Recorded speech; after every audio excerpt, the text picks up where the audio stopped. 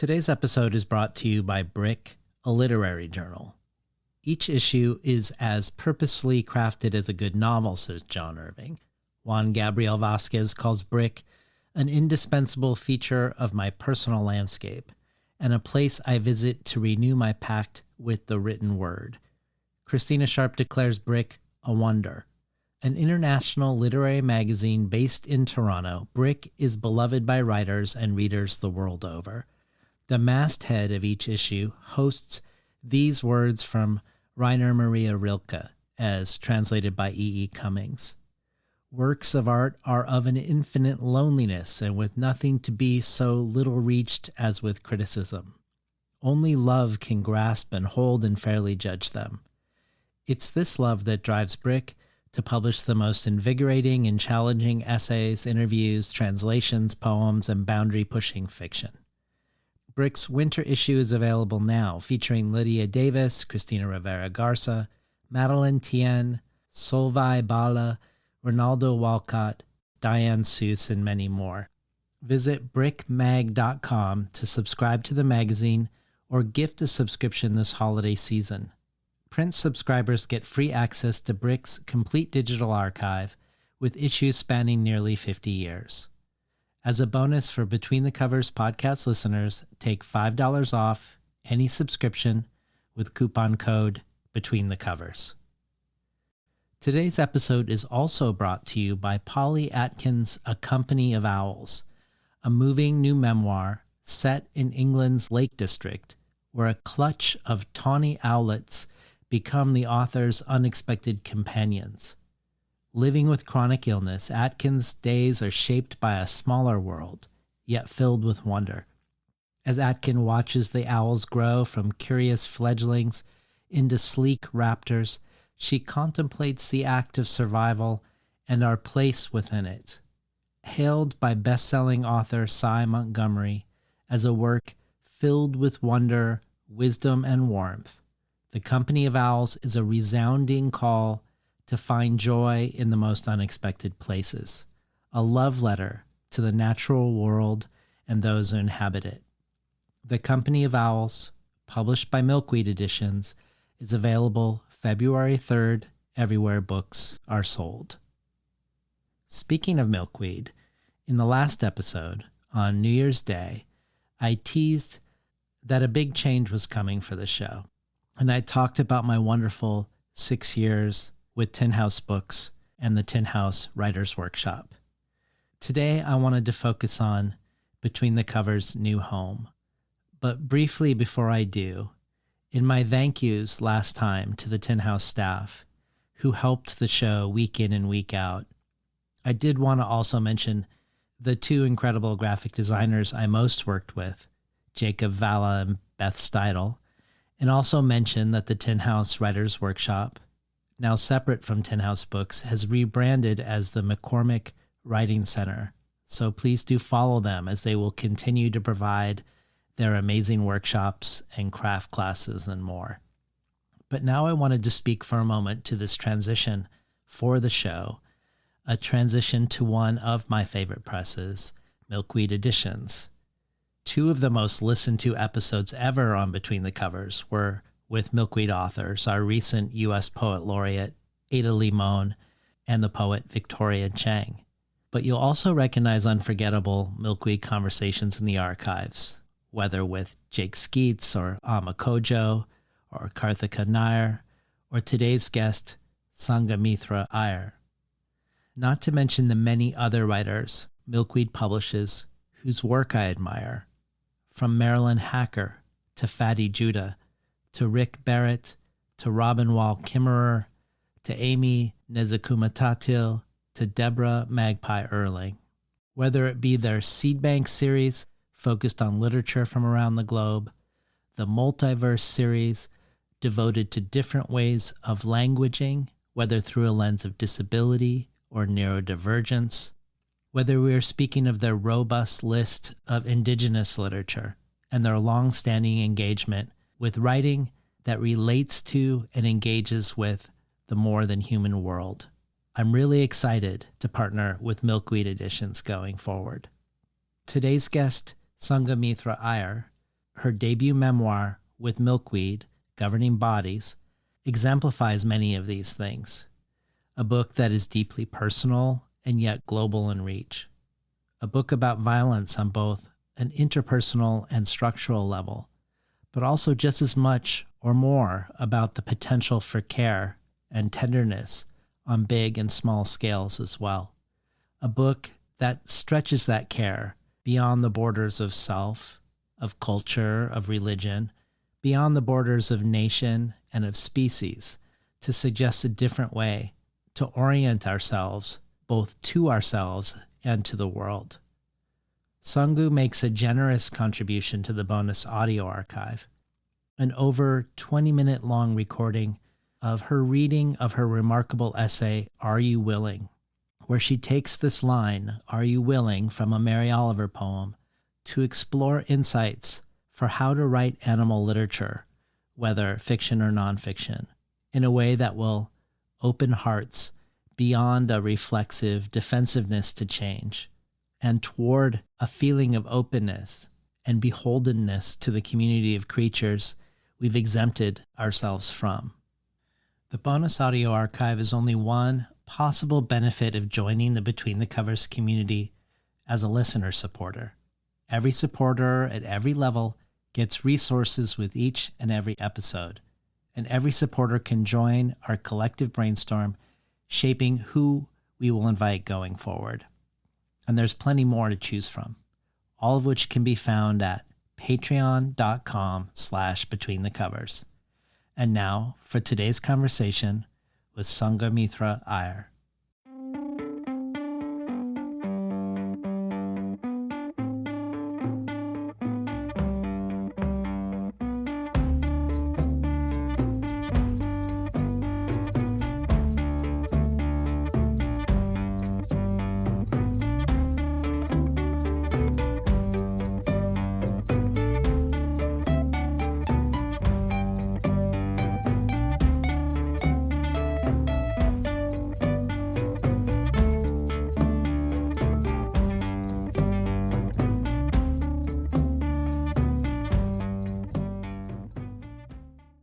Good morning and welcome to Between the Covers. I'm David Naiman, your host.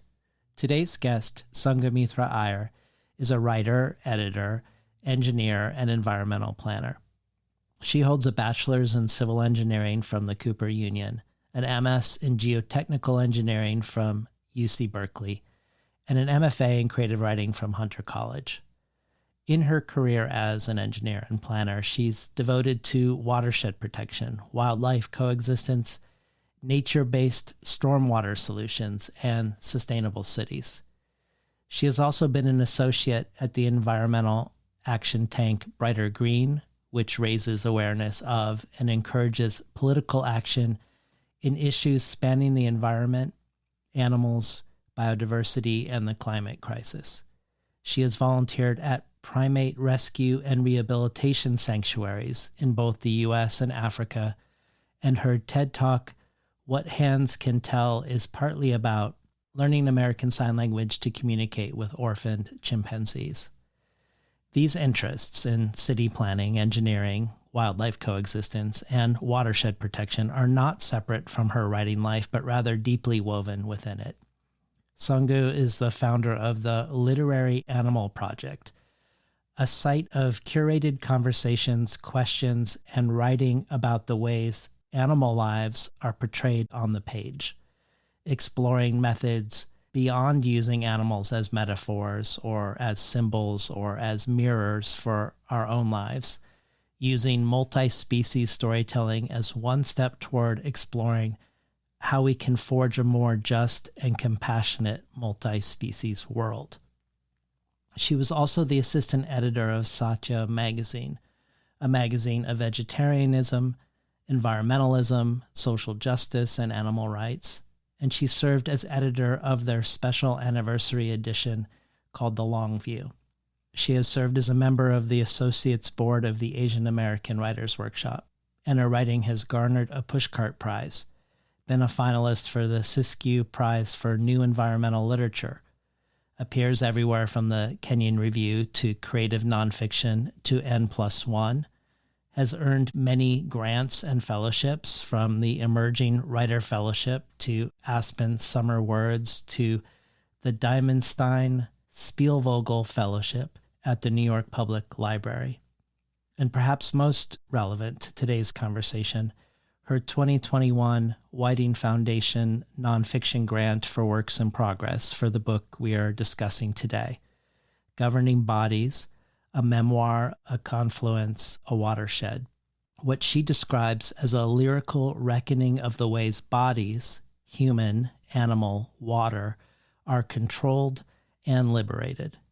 Amy Nezukumatatil says of this book, Sangamithra Iyer writes with the kind of intelligence and attention that makes you lean in, asking how we might live in this aching world with more care, more kinship, and more courage. Governing Bodies beautifully guides us with the lyrical grace of someone who knows the liberation and legacy of what magic can happen when you combine the language of water and the weight of memory. Kazim Ali adds, "It's a remarkable book that blends the modes of memoir, journalism, essay, and cultural commentary with the lyrical sweep and rhythm of poetry to paint a vivid picture of both the natural world and the life of a family." And finally, Shruti Swami says, "Through memory, research, imagination, and profound love for the human and more than human world, Sangamithra Iyer has not so much written a book as created a utopia inside its pages. Governing Bodies is the work of a mind as agile as water, with many surprising streams feeding into the shining whole. This book does what the best books do. It helps me live." Welcome to Between the Covers, Sangamithra Iyer. Thank you, David. Before we begin, I wanted to say a few words. As you know, been a listener of the show for a long time and a proud supporter, long-time listener, first-time caller, as radio speak. And I was thinking recently of how I first came to your show. And I think it was the episode with Eileen Miles. And it was a few months after I had lost my beloved pit bull, Mookie. And my friend Emily had asked me if I had read Eileen Miles's Afterglow. And in the process of looking that up, I came upon your episode. And I just recently re-listened to it. And I could totally see how I fell in love with this show on that episode. And it reached me at a time I really needed to be reached. And that episode was extraordinary in terms of articulating that radiant suffering, that they call in terms of attending to a loved one's death. Eileen was also talking about the death of their father.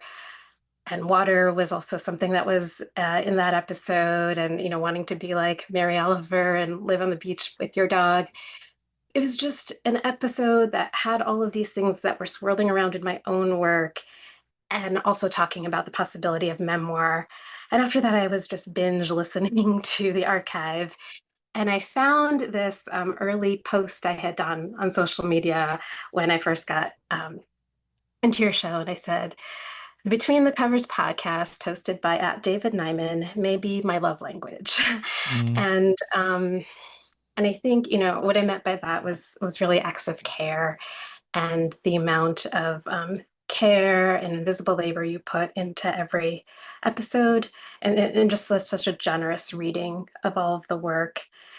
And as you probably have seen by now, I also, had a little acknowledgement to you and the show in my book. And I write, "Thank you to David Nyman, whose podcast accompanied me on so many walks and train rides and provided nourishment and inspiration for this literary life." So I'm just, again, beyond honored to be with you here today as you embark kind of this new era of your show. And perhaps it's fitting because the opening lines of my book are "begin again." So I'm happy to begin again with you. I'm so happy to begin again with you too, Sangu. And it feels like what you just enacted in how we begin is actually kindred to the way you deal with form in Governing Bodies, which is my first question, which is how you see the form of this book. A book whose subtitle, a memoir, a watershed, a confluence, suggests multiple possible forms at once, I think. And as you've alluded to, you and I have been corresponding for a while, I looked back at least 4 years. And similar to your multi-form subtitle, you would often reach out bringing together and connecting episodes that I wouldn't have thought to connect. Kind of the way you're now connecting various things around your book and me and Eileen. For instance, one time you reached out and you were connecting the language of sorrow in the conversation with Georgy Gospodinov to the Korean notion of Han with E.J. Ko, to the notion of autumn in the heart, autumn in the mind with our new poet laureate, Arthur Z. But you would most often reach out about water. After my conversation with Leanne Batasamasek-Simpson about her book Theory of Water, about how you had just witnessed the eel migration from the Sargasso Sea to New York. Or with the conversation with Robert McFarlane about Is a River Alive, to talk about the water restoration projects he mentioned in Korea or the situation in Chennai, India. The first thing we encounter in the book is your incredible table of contents, where the 3 parts of the book are portrayed as 3 rivers, the first 2 rivers joining to form the third, with all sorts of animals along the shoreline, beginning to end. And if the words spill and spillage weren't so loaded with negative connotation, which they are, I might suggest spilling as the way the book moves forward, but in a good way. The way your Alexis Pauline Gumb's epigraph suggests this, I think, quote, and to trust that all water touches all water everywhere. Or perhaps the word formless, which also interestingly is largely negative too. But when thinking of water, water is many forms and also no form at once, but in an extremely powerful way, I think. I might borrow the words of Bayo Akomolafe, who says, something about becoming river, about becoming water, meets the logical impasses of these times. For one, it is impossible to do within the managerial, human-centering logics of our sensorial frames. Becoming water does not lend itself to the ways we've become comfortable with speaking about solutions, scaling up, sustainability, embodiment, and justice. Becoming water is the politics of the spill. I was hoping we could start with you reading the page before the first chapter, which I think puts this, in my words, spilling or cascading into motion for me. But then hear you talk to us in your own words, with your own vocabulary, with your own preferred language about the form or forms or anti-forms of governing bodies. Thank you. So I open the book with these lines. What you must understand is that when I tell you a story about my body, I cannot separate it from a story about water. And a story about water is also a story about family. And a story about family is rooted in the earth. And when I tell you about the earth, I must tell you about elephants and chimpanzees, cows and chickens, coral and trees, monkeys and bees. What harms one body harms all bodies. Like tributaries to the same river, our stories are entwined. Thank you. And thank you for such a generous reading and opening question. The form and the structure of the book came through iteration and evolution over time.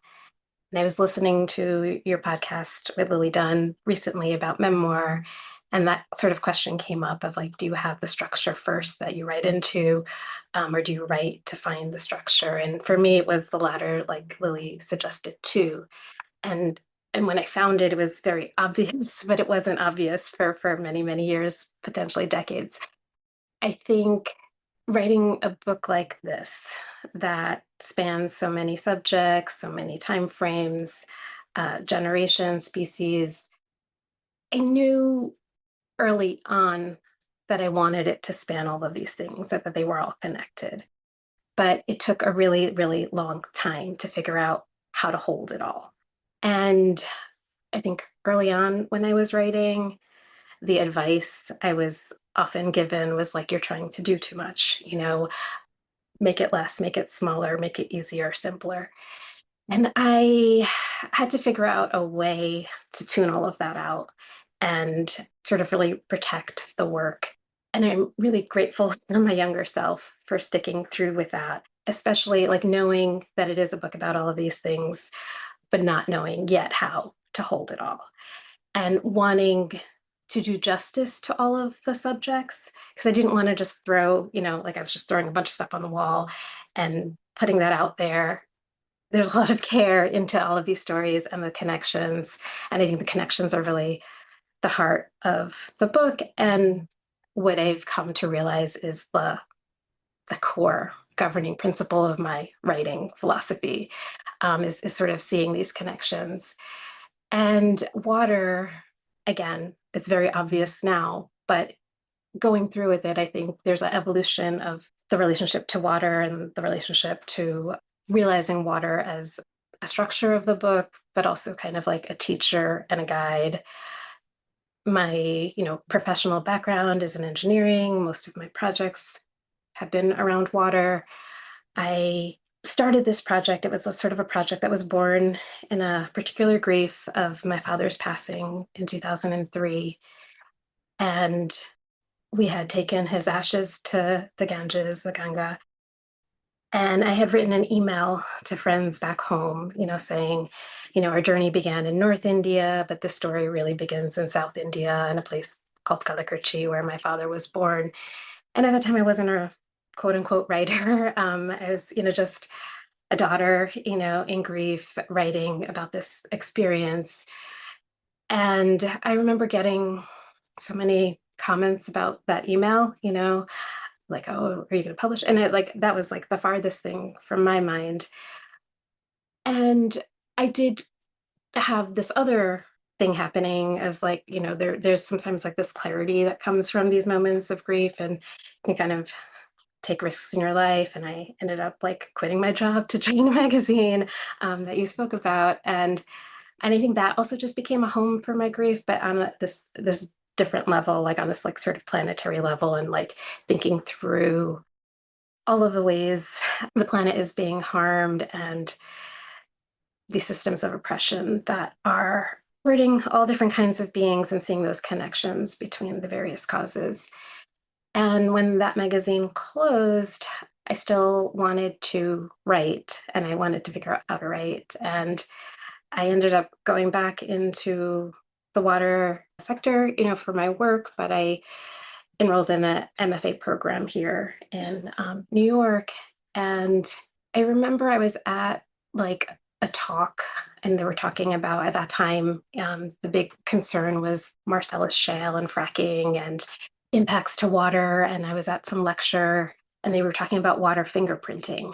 And I was like, oh, the fingerprint of water. And I just wrote that down. And then I was thinking about like water as an entryway into the stories that I'm trying to write. And I was really trying to research my grandfather, who was a civil engineer in Burma, and he quit to join the freedom movement in India. And his whole thing was about divining water and finding water, providing water to villages who are denied access to water because of the caste system. And I think I came into this project with just a lot of gaps. My father was the youngest of 13 kids. And in the course of writing this book, I've lost, many of my aunts and uncles. And so I was really interested in the story of my grandfather because I was trying to figure this out for myself. Like I was like trying to look at a model of like, how do you disentangle yourselves from systems of harm? Like, how did he quit the British to do this sort of radical experiment? And like, what are these connections between water and social justice and sanitation and social justice? And and I didn't have a whole lot to go with. So then I was like, well, maybe I can find his engineering projects in Burma, and like that'll be an entryway. And there's also something interesting that I'm trying to figure out right now that I don't know what to do with. I write in this book of like at first in college, I wanted to write a paper about my grandfather's bridge in Burma, which I knew nothing about. And at that time in the late 90s, internet was not that great and I had no luck. Then I remember in like 2007, there was like the saffron revolution in Burma, and all these monks were marching across this bridge. And then there's like a different spelling of the bridge, and then I looked that up, and I found all this, had a name, and then it turned out it was like the only bridge across the Irrawaddy. So then I was like, this must be my grandfather's bridge. And I was sort of told like the only way to really find more information about the bridge is to go to the British Library. And I applied for a grant. And I remember there was like this opportunity to have your application reviewed by the staff just to make sure it was complete. And the president of the grant called me and she's like, this is really great. But there was two words that threw my whole application into question, which was, I said, I think my grandfather worked on this bridge. And I think was like, it was like, well, is there a book or is there a project if he didn't work on this bridge? And I changed it to just say, like, I'm looking to go see whatever he worked on. And I got the grant. And like that was also really validating early on to be like, oh, someone is invested in this story.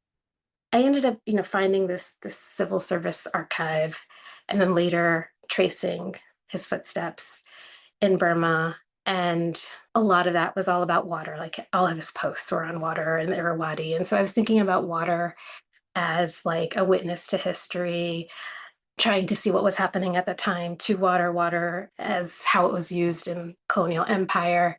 And again, I go back to the sort of begin again because it just feels like everything was a beginning. And then, this is like 10 years after my father died, and I had more information than I ever had before, but then just leading to more questions.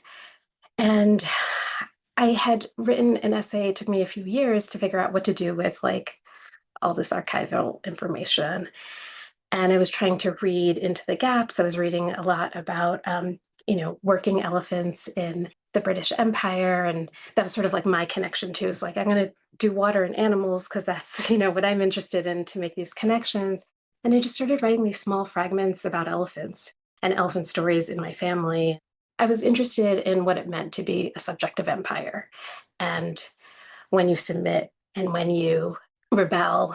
So I had written this essay that was kind of like about all of these things, and it kind of took this like flowy structure. And I realized I found the voice of my book. And again, that all ended up being the beginning of my book. So it was like all of these years just to get to another beginning. And it really was just more accumulation stories. And then I had this epiphany, which came really late. It came like a few years ago. It was just like sketching out my table of contents. And I sent it to my mom, and she's like, this is wonderful. This looks like the Triveni Sangam in India, the confluence of three rivers. And it just was it made so much sense and just in my professional life like I see things in watersheds, like I understand the watersheds and how water moves in the systems that provide water to New York City. And that was the way I could hold everything that I was doing in my head and see how they're all connected. I realized it just gave me a lot of freedom. Like you said, like, water can take the shape of any container, and it can be, narrow, it could be wide, it could be moving fast, it could be moving slow. And that gave me a lot of freedom. And I think what I was thinking a lot about in the book was not so much lot, but flow, and like how things flowed. So, and I think the more and more I was doing it, like just like all the water metaphors, like I was just like accumulating so much of it, But I think that also made me feel I was on the right path. So that sort of watershed form, and I think each of the rivers that are kind of letters in this book have their own flow regime. And that was sort of a thing to figure out. But I think it was doing a whole bunch of work and then witnessing the patterns and the repetitions and seeing what it was to figure it all out. Well, I want to ask you not about your grandfather's bridge, but about the bridge between you and your grandfather, which I think is an unusual flow and confluence, because your book is very much about inheritance, but it's in a way that I think is really rare on the show. Most people who come on the show who are reaching back within their own families or ancestry are confronted by a rupture. Perhaps that rupture is part of what brought them to become an artist.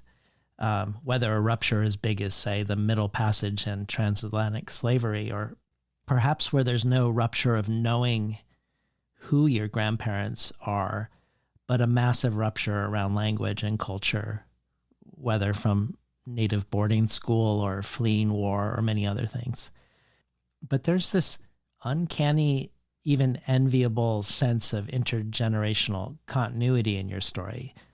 Not something like a father who has insisted that his son carry on the shoe store business that he began, but a natural continuity, a flow or spilling forward of interests and of sensibility and of sensitivity and of spiritual orientation, of academic curiosity and more. So much so that you can identify an inherent quality in yourself within the book and then find it in a family member who came before you in a very beautiful way. And I guess I wondered if you could speak a little more about engaging with your grandfather. How much of this was a surprise? The amount that you found these correspondences, like these incarnations of past generations in you, very specific interests that are non-normative interests. Yeah. So I feel like my father, when I went to study civil engineering, reminding me of his father. And my father lost his father when he was 16. So I never knew my grandfather. And I think in writing this book, I also, just came to this relation. My father was always an orphan when I knew him, like both of his parents had passed. So I feel like there was this like civil engineering connection, but I didn't know a whole lot. And so I was learning a lot. And I say something in the book about something else about, like I was named after Sangamithra Ashoka's daughter. And she was responsible for bringing a sapling of the Bodhi tree to Sri Lanka. And then later that sapling, from that tree comes back to the original location after it was destroyed. And I was saying, like, there's something about lineages, about them going both way, and how my father used to tell me stories. And like that section of the book, I'm writing to my father. So it's like now I'm telling him. And I feel like the same way, like there's this inheritance, but I'm sort of, it's not the past it's not coming to me, from the past to the present. It's coming from the present, relooking at the past and these choices. I write again with this sort of epistolary, which again is another part of the form question, which also came later. I actually wrote the middle of the book in epistolary. I had written some of the first part of what I thought was the first part and what I thought was part of the third. And I was working through what I had called at the time my messy middle of all of this like archival information. And I was trying to find my voice. I didn't want it to be like pedantic or scholarly. And I felt like I want to write it to my father to like think about all the things I've been thinking about since he passed, who I wished I could talk about all these things with. And again, I think that also helped with this voice. And my editor was like, okay, why is the middle written as a letter and the rest of it aren't? And I was like, that was a good question. But I didn't think the whole book was to my father. I felt the first part was really about engineering and activism, and it was really about me and my grandfather. And going back to the bridge, so there's this bridge that I keep, like I tried to find it in college, I can't find it. I went back to my Hunter MFA application, and the name of my project then was called Bridge to Burma. And it was like, one bridge, two continents, three generations or something like that. And then I think when I did go through the the civil service record, I actually couldn't pin him to the bridge that I thought it was. Like I found all these other things, but I still felt like this kinship with this bridge, just because it got me all of this way, like me searching for the wrong bridge brought me to all these places. And I think what I was saying earlier about what I'm trying to figure out is, last year in March, there was a big earthquake and that bridge collapsed. And my friend Rocco was sending me, it's like, I just saw the bridge collapse. And it was like, I don't know how to process like this bridge that I've been searching for, that was the wrong bridge, but was the right bridge because it led me to all these other connections, collapsed.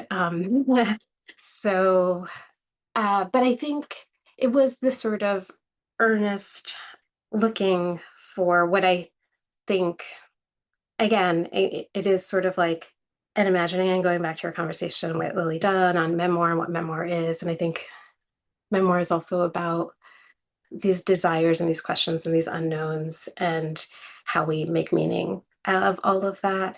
So it's hard because it is a person I don't know who seemed very complex, and there's a lot of things. And then I think the other thing that I was doing in the book was a bit of like substitution because I didn't have my grandfather's writings. I was looking through these newspaper articles of that time, of people who were like my grandfather, who had left their careers to work in villages. And because I was looking for this particular place called Gulagurchi, I ended up going like further and further back to this other lost homeland, Kumarikundum, this like mythical land bridge between India and Africa.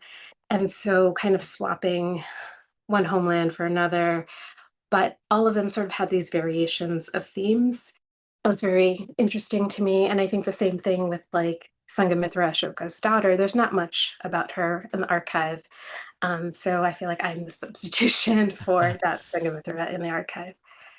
Well, we have two questions for you that I'm going to play together and also add a little of my own to make this a three-river question.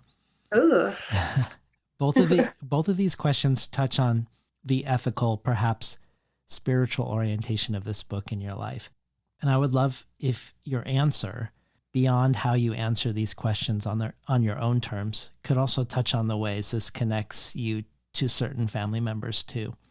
The way these principles are, in a sense, reincarnated in you from other generations in your family tree. So I will introduce and play the first question and then introduce and play the second before you respond. The first is from Megha Majumdar, whose latest book, A Guardian and a Thief, was a finalist for the National Book Award, was named a notable book by everyone from the New York Times to the New Yorker to NPR, and which Kirkus called in its starred review an electrifying depiction of dignity and morality under siege.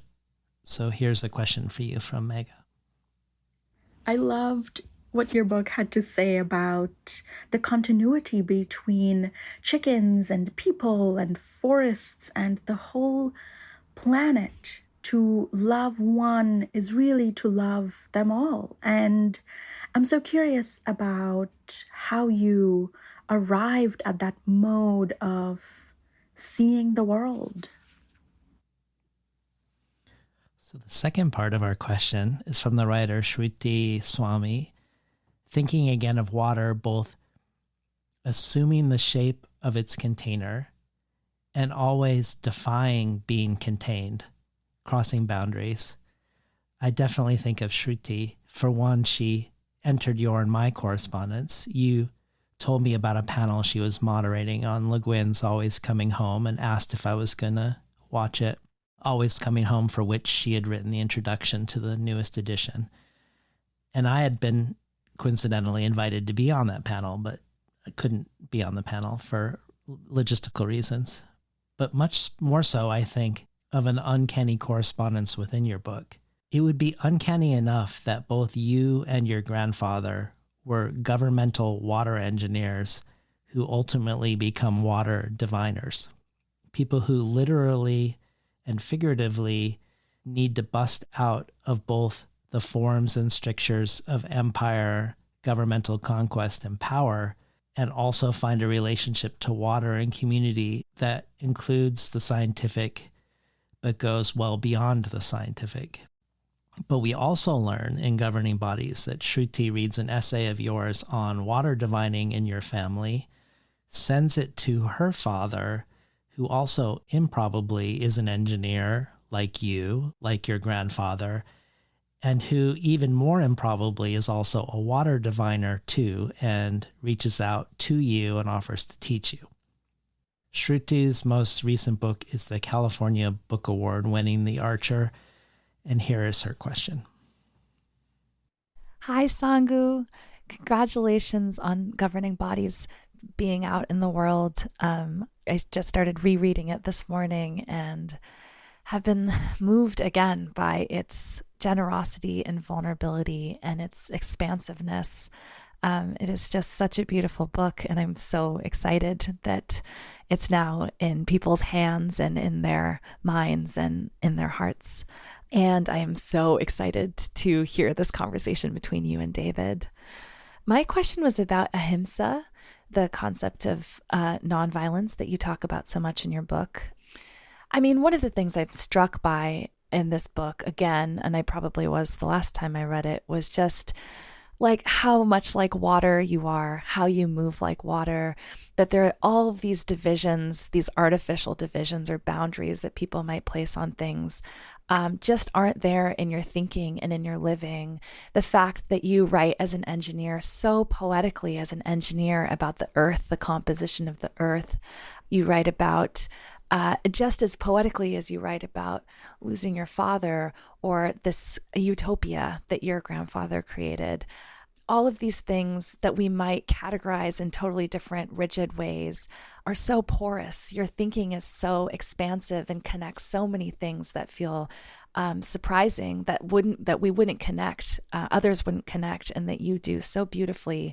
So when I ask this question, it's both a question about ahimsa in the book, which is a very important concept in the book, and as a guiding principle in your life. You've lived your book. You, in some ways, you are your book, and your book is your life. So though there's already a division I'm placing that doesn't exist, but in the book and in your life, ahimsa is I know it to be a guiding principle for you. You live your values through your veganism, through your activism, through your writing, and through your work as an engineer who's working to mitigate the effects of climate change in New York.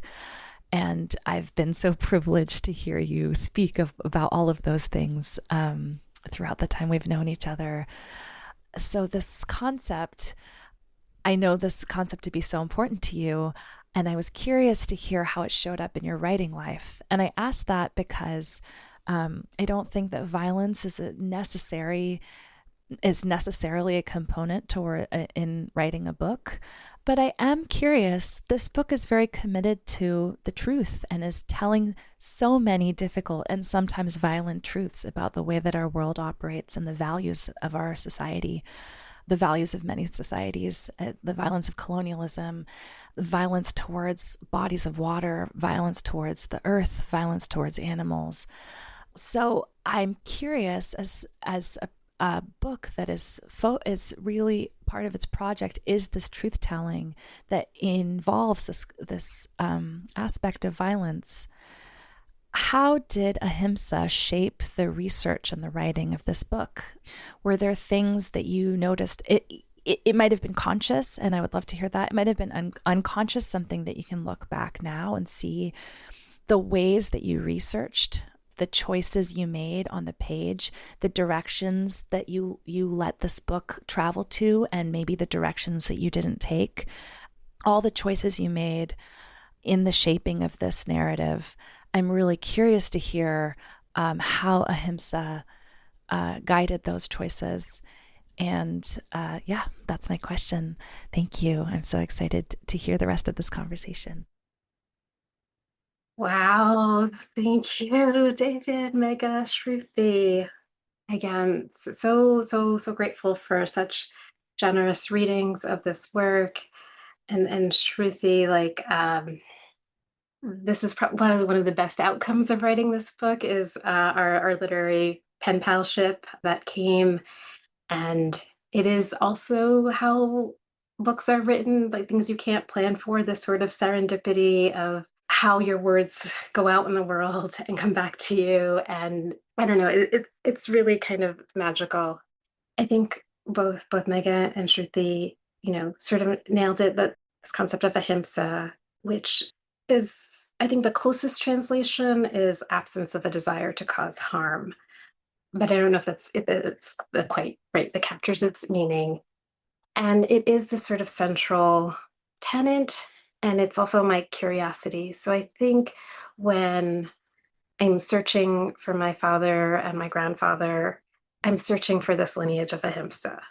And then I expand it outside of this familial, and I'm looking at it across time and continents. So like I was really interested in this lineage of thought around ahimsa. I write just sort of early on. And I think it's true for many children, and I think this came up in one of your Ursula Le Guin conversations too, about like how children are, more connected to the world and, can see and recognize, the lives, the innerness of all these beings. And I think about like how we can continue that, into adulthood and continue that and acknowledge, as the Shruti said, like this world is really, really violent. And how do we move through it without all of that weighing on us so much? And that, I think, is also a big question in this book. So, yeah, I think going to Mega's question, I was just in a book talk with E.B. Bartels, who wrote this book about grief, good grief, living pets in the here and hereafter. And we had this great conversation about animals and grief. And I think she had asked also like my earliest animal writings. And EB, when she was young, her early writings were like writing memorials for like the animals in her class, hamster and things like that. And I feel like in my book, I think the earliest thing was like an elegy for the fruit flies in, my biology class in high school. And so I'm also thinking about this younger self, who was really affected by this experiment on fruit flies, which most people, may not think twice about.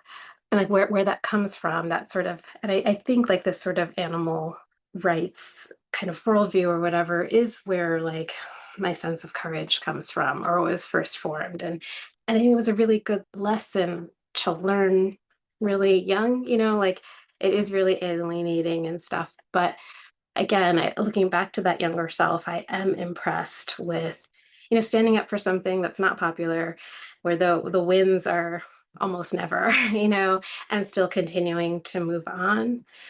So I think in terms of the book, like the search for ahimsa, these lineages of nonviolence, this thinking around that was very interesting to me.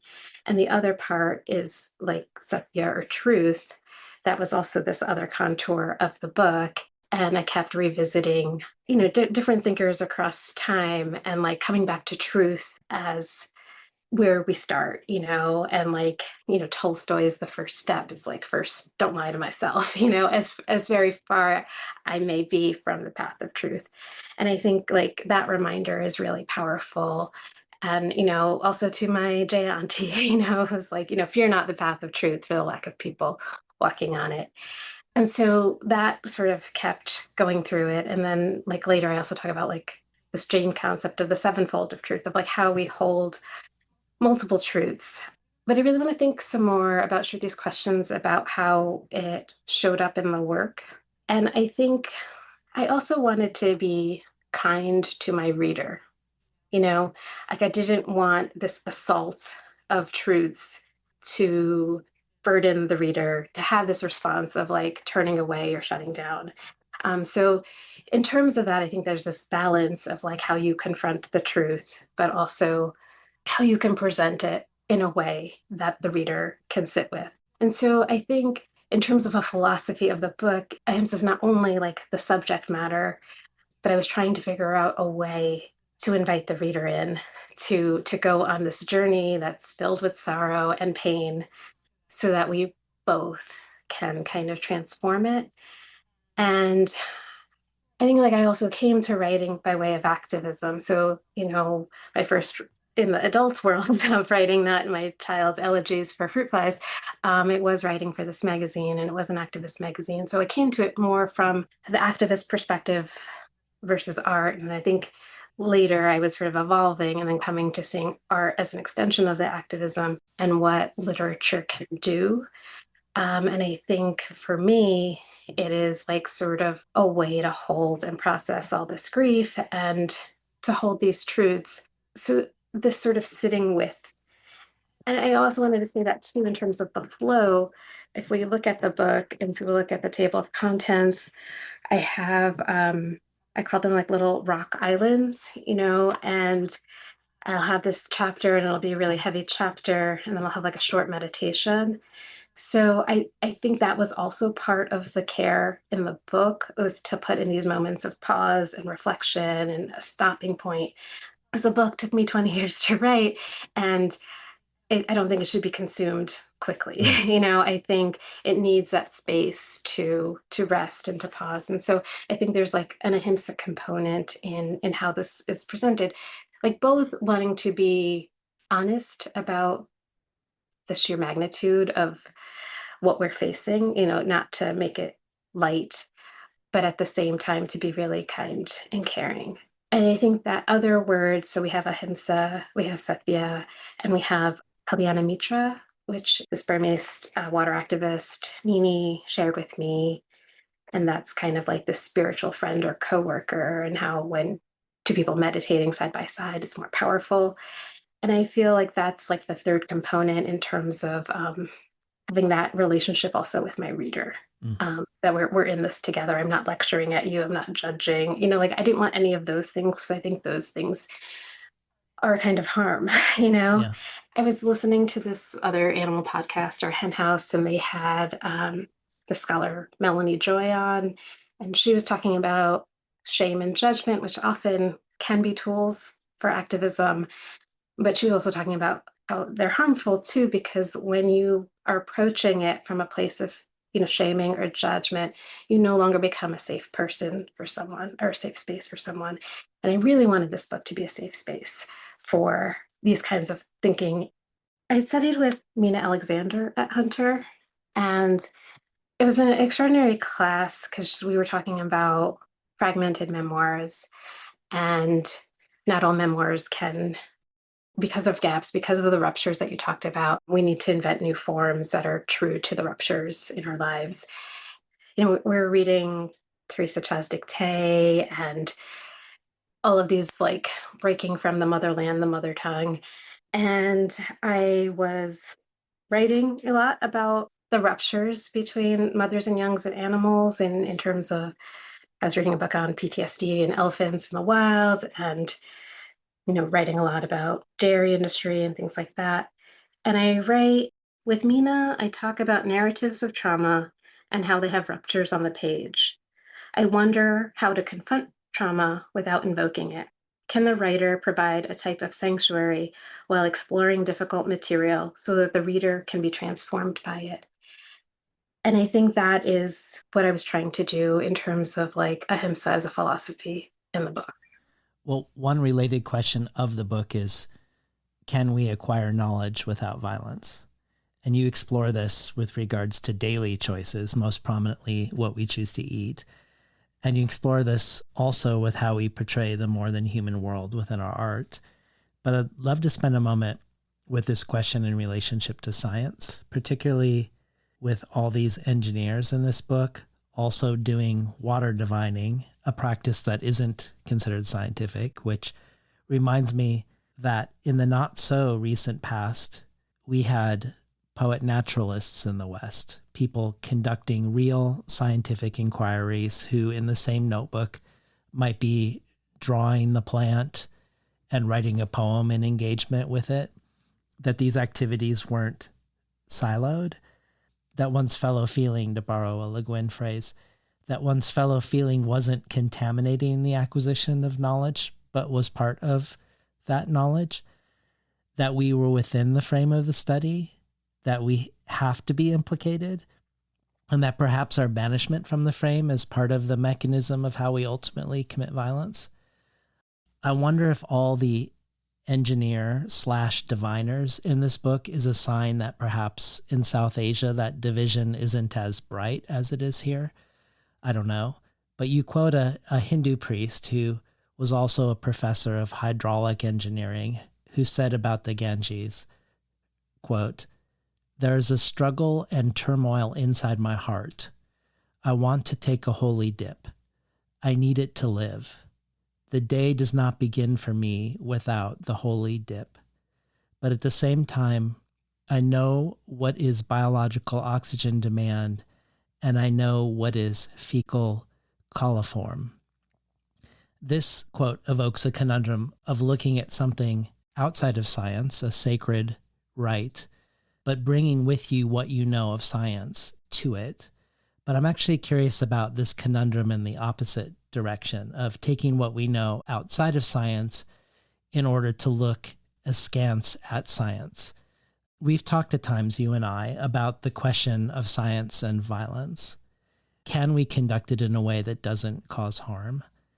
And I raised with you in one of our correspondences a question that for most people is beyond the pale, that it's considered taboo for most humans.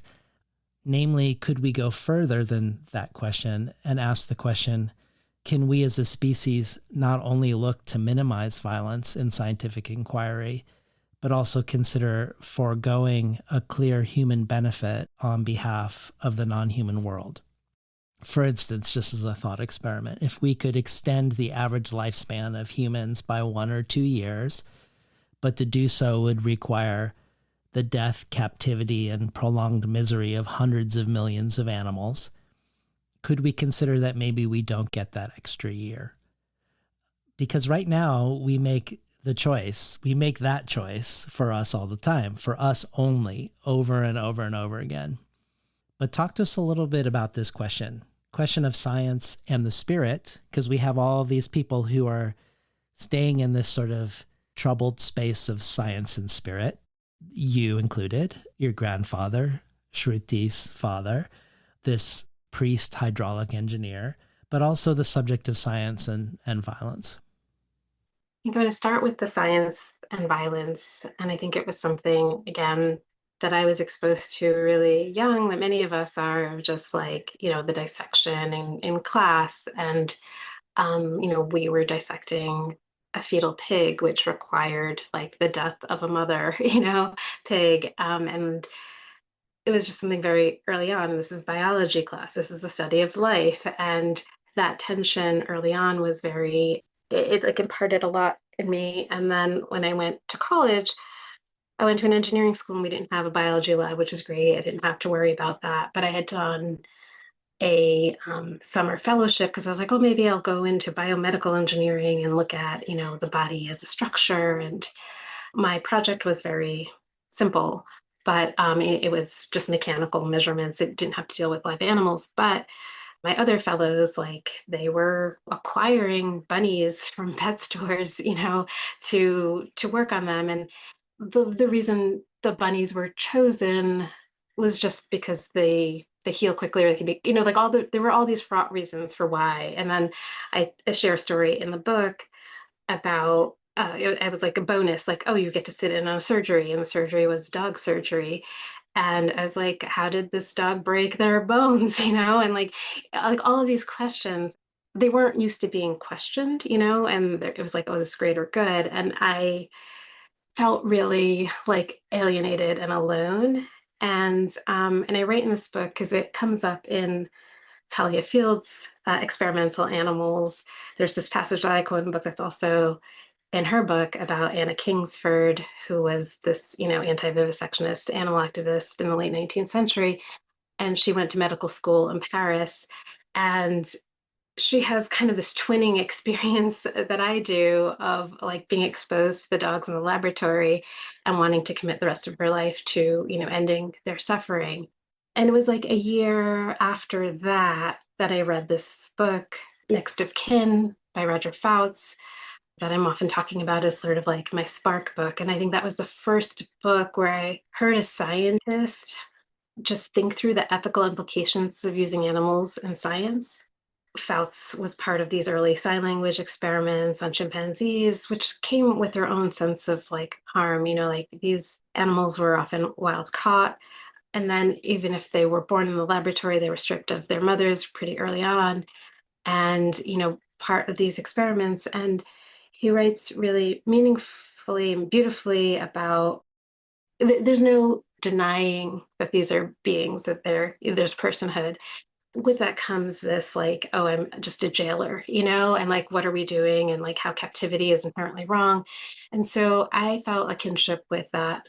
And I think he was really looking to end this, and he sort of was like, in other fields, like we really should be, like zoos should be trying to make themselves non-existent. We should be phasing all of this out. So yeah, so I appreciated your Talia Fields conversation, your Karen Joy Fowler conversation on Le Guin, kind of discussing these things of like, how do we get out of this?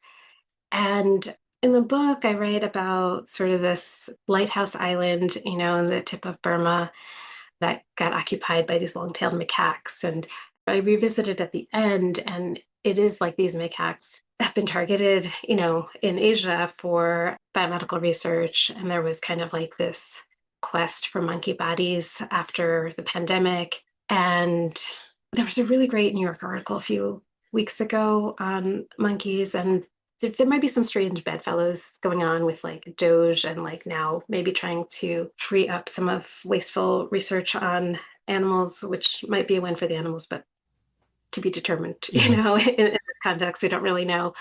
But yeah, I think we were going in a direction of trying to reduce, and some of the greater apes have gotten more protections, but monkeys are still denied. And yeah, I was really disheartened, like coming to the pandemic where there was like a real opportunity to understand the interconnection of all these things and how like harm on animals is only going to exacerbate this planetary harm, and then to revert back to like, oh, let's kill all the monkeys and do research on them.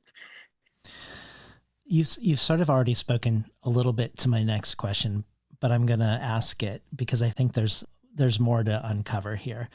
This question of fellow feeling is another way you've made improbable connections between past episodes. You just did again with Karen Joy Fowler and Talia Field, which are two standout conversations for me. I really adore that book, Experimental Animals. Me too. You wrote me another example. You wrote me about my intro to the Douglas Kearney episode, where I was speaking about the heat dome in the Pacific Northwest, where it reached 118 degrees, where millions of intertidal shellfish were cooked to death in their own shells. And I was talking about taking my cat Ewok to urgent care. She had thrown a clot that paralyzed her hind legs during the heat wave, which ultimately led to her premature death. And about waiting in line with people who were there with birds of prey that couldn't fly, or other animals that weren't their own. These people who had gone out of their way and were now queued to help animals that were suffering in the heat dome. And you connected this to a friend of yours trying to find advice for a fallen fledgling hawk on a stoop in East Harlem when the city was socked in with smoke from the Canadian fires. And also to the conversation with Eileen Miles about her dog memoir and her book about her pit bull, and you speaking about Mookie, your pit bull, and Miles's notion of care in the face of what they described as radiant suffering. One of the themes of this book, I think, is a spiritual one of striving to align one's embodied life with one's values. On one extreme of that spectrum of either really aligning your values with your life or really not aligning, one extreme is this very bizarre thing in this book of we seeing you visiting the owners of these industrial chicken farms in India. Frequently, these owners of these industrial chicken farms are frequently vegetarian, and they serve you a vegan lunch when you visit these places. It's so bizarre. But I would say most people live in the squishy middle, I suspect.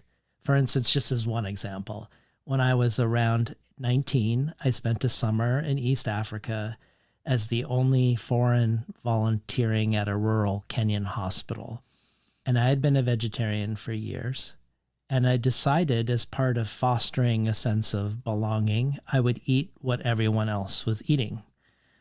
But on the other side of the spectrum, if we go from these vegetarian chicken farmers to the squishy middle, which I think captures a lot of people for various reasons, on the other side of the spectrum, there's something radical and even radically utopian in the way you yourself are uncompromising regardless of context.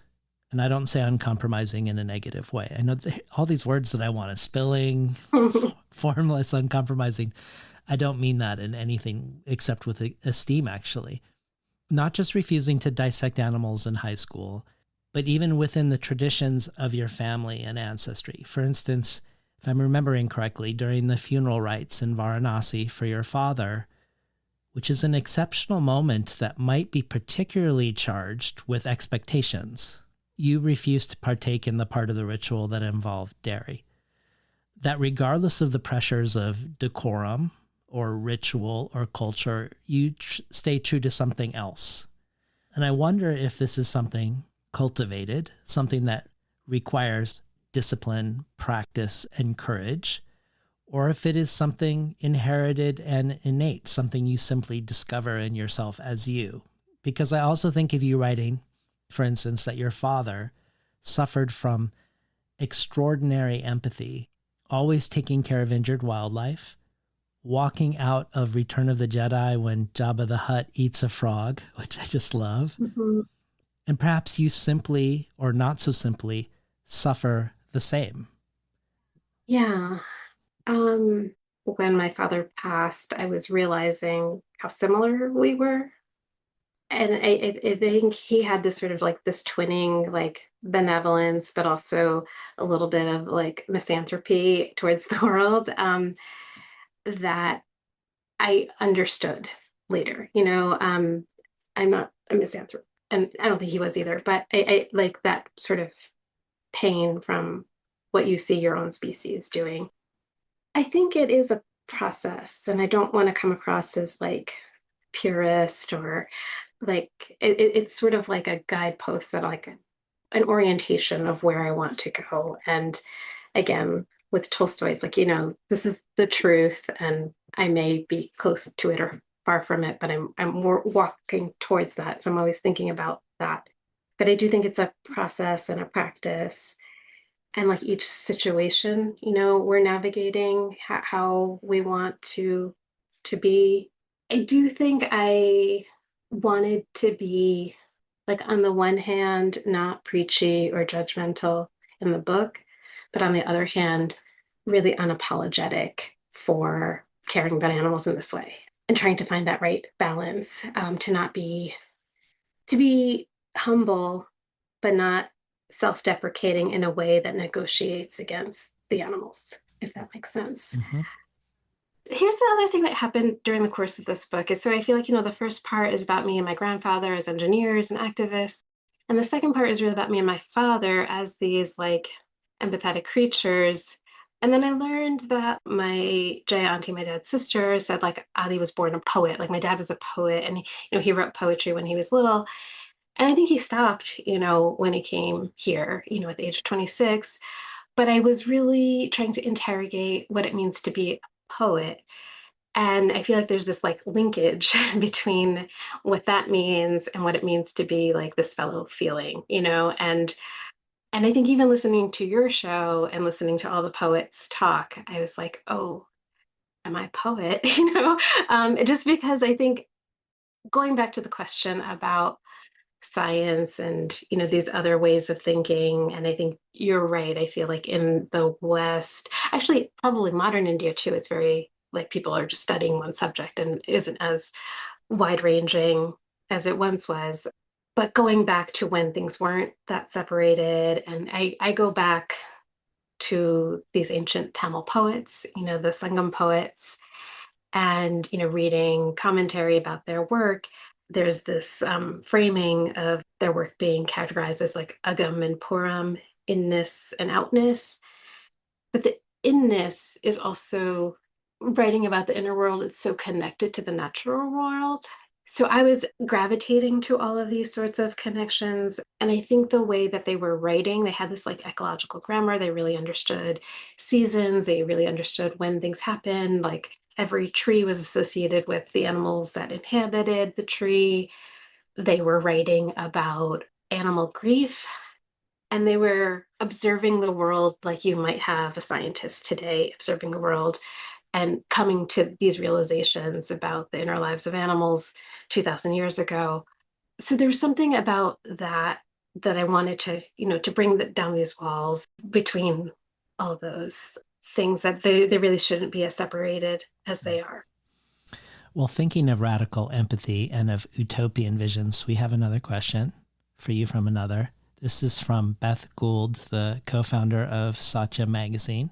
Amazing. Where you were once a writer, a magazine which features prominently in governing bodies. Beth is now executive director of Positive Tales, a nonprofit focused on animal and community welfare in New York City. Here's a question for you from Beth. Hi, I'm Beth. Kalakarichi appears in your book as both the liminal realm and a real historical place. I'd love to hear you talk about how it operates symbolically in the narrative and what it represents for you personally. Thank you. Yay, Beth. So I think for me, growing up, Kalakarichi was this like mythical place, this romantic ideology of sort of giving up all of your worldly possessions, sewing your own clothing, pumping the well for your own water, this kind of like basic self-reliance, but like rooted in what they call like jiva karunyam, compassion for all beings. So I felt like it was all of these things. And again, it is this thing that I imparted all of this adoration for. But everyone left, So I was like contending with that too, like if this wonderful place, how come everybody left?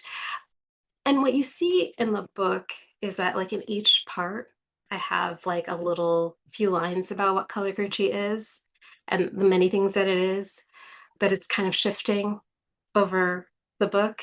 And then I realized like what I'm looking for is my Kalakarichi, and so I think that was also the difficulty. Like I am the youngest of the 13 in Kalakarichi. I was born here. I'm like the farthest removed from Kalakarichi. I'm the farthest removed from knowing people in Kalakarichi. So I felt like I was going to get it wrong, I'm trying to figure out what Kalakarichi is. And I get different stories and they're all conflicting and I'm like trying to piece it all together. But then I sort of realized what the book is and what in terms of like memoir, it's like, why am I searching for Kalakarichi? What does it mean to be? What does it mean to find Kalakarichi? It did sound like this utopia. It did sound like the how do you live your beliefs, this model for that. And I had never been to Kalakarichi, when my father was alive, and I was trying to figure out who could take me. And in the book, and it was like maybe 5 years after my father died, I asked my uncle and aunt to take me. And it was like this kind of interesting negotiation, where I'm like, I'm coming to India. They're like, oh, great, let's go to Pondicherry. And I was like, actually, can we go to Kalakarichi? And they're like, why do you want to go there? And my uncle was like, why do you want to go there? And it's interesting because I do really feel like the other inheritance is everyone tells me I have my father's face.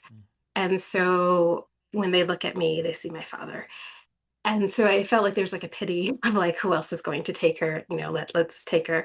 But I told my uncle and, he got around on board. And then my aunt comes over and he's like, they want to go to Kalakarichi. And she's like, why do they want to go there? There's nothing there anymore.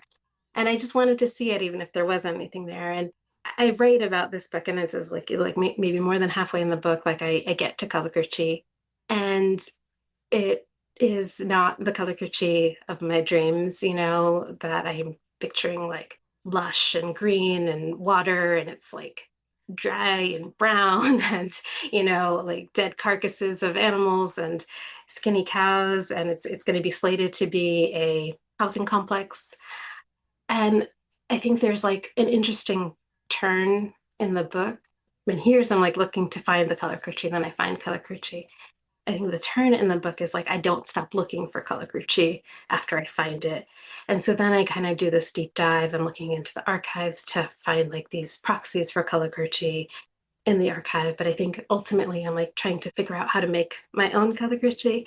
But I'm so happy that Beth asked this question, because I feel like there's like these twinning lineages of how I came to know her, and she and our other friend Martin Rowe had started this magazine in 1994, and it was this community publication in the city. And when I came to it, it just felt like such like an amazing home and community. I just felt like it is a version of Kakushi to me. So I think about these lineages of my grandfather being inspired by sort of a Gandhian movement and quitting his job to go to Kalikruchi, and me quitting my civil engineering job to go to Satya Magazine, and having these lineages around satyagraha and these ideas come to me in like these two very different ways, like one from family and one from vegan friends in New York. Well, this feels like the perfect time to talk about Mahatma Gandhi and how his life intersects with that of your grandfather's, and also how his philosophy intersects with yours. You mentioned Satya earlier when talking about ahimsa as one of the three principles that motivate this book. So truth, which is the name of the magazine that Beth co-founded, which comes from the philosophy of satyagraha, which is Gandhi's philosophy. So talk to us about looking for your grandfather in the archives through looking at Gandhi, but also about Gandhi himself and the ways he activated possibilities for anyone to possibly be engaged in revolutionary change without themselves necessarily having any political power. How choices in daily life can be the engine of profound change in Gandhi's philosophy. I was particularly captivated by you looking at spinning and the spinning wheel in this way, and I don't know how much people will or won't know about that, but in many ways it reminded me of how Adrienne Marie Brown talks about fractal responsibility, that he was advocating something about things that seem incredibly small can reproduce themselves on different scales, including quite large ones if done en masse. Yeah, I do quote your interview with Adrienne Marie Brown in that context in the I book, loved which that. Thank yeah. you. And I think in that sense, it was also kind of tied to, I think right now, I feel like there's always like this, false choice between individual action and systemic change. And I think I was trying to sort of blur that. And I think the Adrienne Marie Brown fractal responsibility, I think what she says on your show is like, if we think we can enact this on a large scale, which we have no embodied practice on a small scale, we're operating on a delusion. I think, Gandhi is a very like complicated figure, and we'll talk about that. But when I got into college at Cooper Union, there was like a local newspaper like wrote an article about me, and it said I was following the footsteps of my grandfather, who was like a follower of Mahatma Gandhi. And I write in the book that like I really didn't know much about either of these people. And in the course of writing this book, I felt like, I guess I mentioned before in the conversation with Beth, like I had all these lineages to these ideas around satyagraha and didn't have much material on my grandfather. So I was looking into Gandhi's archive, which is kind of extraordinary. Like on the one hand, I have like very little, on my own family. And then here's a person whose almost every thought was recorded. And so there's something interesting about that archive. There's also his secretary, Mahadev Desai, who, is quoted as saying like he lived Gandhi's life 3 times. He prepared for the day, he experienced the day with him, and then he wrote it up. So, I had read, for that 20th anniversary of Satya Magazine, I had read this book about Gandhi's printing press in South Africa. And it was really about slow reading and a philosophy. So some of what I was really interested in is Gandhi as a reader and as an editor, and what it was like to run a newspaper project in South Africa, and comparing it to some of the things that we were doing at Satya Magazine, unaware of this history, and unaware of like the practices. And so like that was like a newspaper that was both kind of like an activist engine, but he would like put in essays of Thoreau or Tolstoy and poetry and in it and have all this juxtaposition. And this scholar, Isabel Hoffmeyer, whose book I read, was talking about the philosophy was to like slow reading down to the rhythms of the body. And it's fascinating because, like, at that time in 1911, he was concerned about the bombardment of information, nowhere near on the scale as what we're dealing with today, and the importance of just like thinking slowly. And I had in the book, I write about how Gandhi became a writer. He goes to London to study law, and he's sort of this reluctant vegetarian. Like he makes his promise that he's not going to eat meat. He experimented with it and had these nightmares, but is really struggling. And everyone in England is like, you can't survive here without meat. But one day he encounters this central vegetarian restaurant. And I love what he says. It's like the sight of it filled me with, the joy of like a child getting a thing after his own heart. But it's in that restaurant that he encounters this pamphlet by animal rights pioneer Henry Salt, A Plea for Vegetarianism, which is like an extraordinary essay. And I think Salt is kind of really brilliant.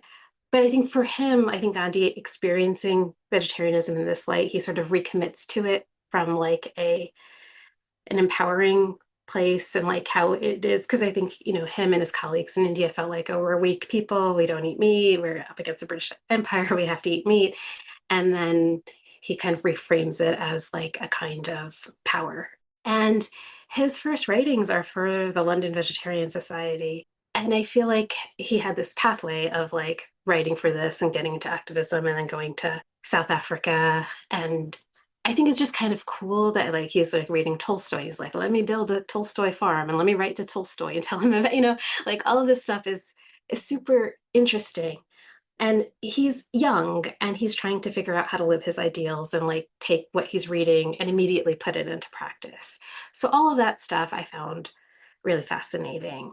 And then these sort of like ashrams that he did in South Africa become a model for what he does in India. And Kalakurchi is like a legacy of that. So I was sort of tracing all these lineages. And then, as I mentioned before, talking with Beth, like our magazine in New York was like distributed in all these vegetarian restaurants. And so I really love Gandhi encountering Salt in this vegetarian restaurant in the same way that someone in New York might have encountered something that we wrote, and like not knowing all of what can come from that, of like this one person encountering this and like the range of his legacy. So that part was really interesting to me. Going back to Adrienne Maree Brown and the fractal responsibility, and I think, today there's always this like tension between individual action and systemic change. I feel like in reading the archive and reading the newspapers, I felt like those things just sort of like collapse in Gandhi's world. And it's a way of like empowerment, and where you may not have political power, there's still many things you can do in your life to affect change.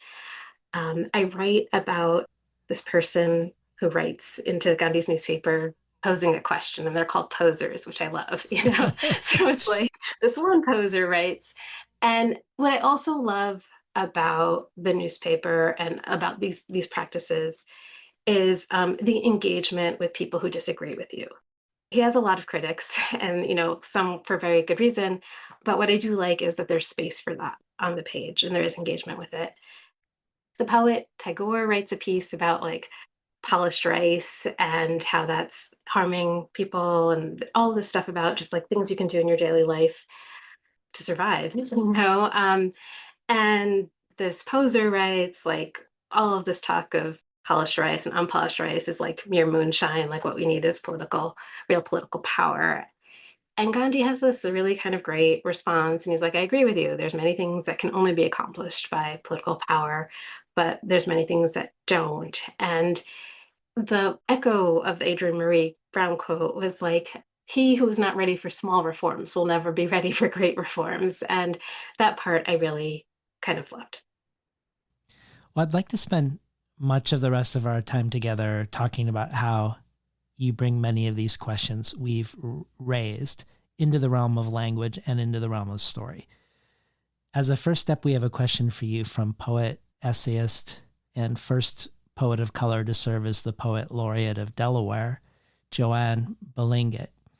This summer, The Nation magazine ran a piece called These Disunited States, where they asked 50 writers and artists to report on the state of our disunion. And Joanne's piece, which ranged widely from the contradictory history of Delaware to baking bread during the pandemic to the decline in numbers of the eastern box turtle, feels like it shares many of your concerns. And it ends with the lines, quote, "In my kitchen in northern Delaware, this defiant bread is already rising. Amid fragmentation, I am here for those who need me, here for those whom I need, family, friends, artists who matter so much to me. We keep us safe. New world, I think, future. Hang on, threatened trees. Hang on, sacred rock. Hang on, sturgeon. Hang on, hatchling turtles. I love you, Cypress Springs. Hang in there when I am gone, my beloved granddaughters. Living in isolated patches, confined to itself, a species cannot survive. Hang on." So here's the question for you from Joanne. Hi, Sangu. It's Joanne. I'm so happy to be here for you and your book. Congratulations. It's beautiful work. And your questions comfort me and trouble me in good and precise ways. I felt so many confluences while I was moving with you through your memoir, especially when you are divining words themselves, looking for and meditating on with your Kalyana Mitra, the languages and concepts you require to articulate those questions. And first I want to reference chapter 42, Speaker of Rivers, where you write, "The invisible river in my invisible city is filled with invisible losses, invisible grief, invisible violence, invisible kindnesses, invisible labors, invisible infrastructure, invisible poets, invisible homelands, invisible histories, invisible archives, invisible ancestors, invisible descendants. What is it I have come to say? I see you." Sangu, this passage, it makes me cry. And then you end this one-page chapter with a reminder, really an exhortation to the reader to be a storyteller, because as the river speaker knows, our stories are not just for us. And one reason I love your book is that its stories meander. We encounter understory, story, lost or hidden story, invisible stories. My favorite pristine river in North Florida is the Osceola River, which will disappear into sinkholes and travel underground for a while before it reemerges again, calm water or as rapids. And that's like the stories in your book. And my question is about an understory. You drew this wonderful map for your table of contents. And I see an understory on that map. 13 of your book's chapters are depicted on the river map as rocks or stepping stones, rather than just points along the river sections like the other 34 chapters. And we know from the chapter entitled Question Mark that you memorized the names of the 13 children of Kalakurichi, the youngest being your father. And when I looked back at those 13 chapters that look like stepping stones or outcroppings on the chapter map, I experienced each as an oracular encounter with language, where you're divining words. Did you engineer those 13 chapters about divining words to be an understory about finding and recovering language? As a water and soil engineer, you point out that soil, like bodies, carries the history of its previous stresses, affecting its bearing capacity. Sangu, were you thinking about the bearing capacity of language by coding these 13 chapters in your table of contents? Were you thinking about the bearing capacity of the story of Kalakurichi? Thanks, Sangu. Person hug. Wow, Joanne, so grateful. And Joanne and I became virtual friends in the pandemic, and it was so wonderful to give her a big giant hug in DC. She came to one of my DC events and we met for the first time in November, and she came bearing sourdough bread that she made. So That's great. really wonderful. And oh my gosh, Joanne, thank you for all this. And I just counted now. I didn't realize that there were 13 rock islands, and matching the 13 children of Kalagurchi. One of the conversations Joanne and I have too is about language and her sort of relearning languages too and studying her Filipino history.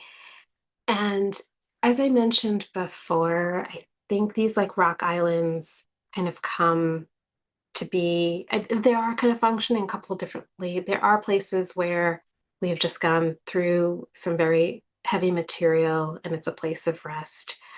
There's also towards the end, I think what's happening also is like it's kind of like a delta and like this accumulation of sediment as we approach like the final confluence. So that there is this sort of like we're in this and we're kind of encountering all of these things. And I think Joanne has been my Kalyana Mitra in this journey to poetry and sort of like as a guide to that too. And we have our own writing circle, and there's a point where we were sort of sending like 100 words, like each person sent 100 words a day of the week. And I think that practice of 100 words I was using to process a lot of these things around language. I think Joanne was witness to me taking Zoom classes, learning Tamil. And anytime I had a lesson, again, I'm like learning like baby Tamil, but I'm trying to have these like really sophisticated conversations about ancient Tamil poetry. And I think maybe our interest in these ancient languages is all the wisdom that they carry. And like Tamil, one potential etymology of it is like amal is like waterness. And I think there are these mappings of language that I'm carrying. 'Cause sometimes I feel like English is insufficient. And so every time I encounter a word in a different language that is doing something that either I feel like we've lost. And I love that Joanne, like signed off with person hug, which is, one of the chimpanzee sign language phrases that I use. And, I had volunteered with these chimps that Roger Fouts wrote about. And I think that the chimps were poets, like the way they combined words, I write about like Washa going to the bathroom, she called it dirty good. And then I play with that. And like when I talk about colonialism, I call it dirty bad. And Moshe's traits, it's like good or sorry, and like thinking of it not as a scientist recording like vocabulary, but trying to really understand, like it's really interesting when they make mistakes, quote unquote mistakes. It's more interesting to think about how their mind works, where if they saw a real car, they'd call it a car. If they saw matchbooks, they'd call it baby, you know? And like, to me, that's amazing. So I think there's that thread of language in the book with the chimp language that I also wanted to give some sort of agency. There's the thread of like relearning Tamil, a submerged tongue. And what I wanted to do was just have it in my subconscious while I was writing the book, and thinking about that sort of understory, this undercurrent, that I thought it was a language that was lost, but it was submerged. And I think that was a big revelation. Like, this book is about many things, but one of them is reclaiming knowledges that are almost lost, whether it be language or spinning or dividing. And so there's that with language. And I think there's also the language like ahimsa, like jivakaranyam, compassion for all beings.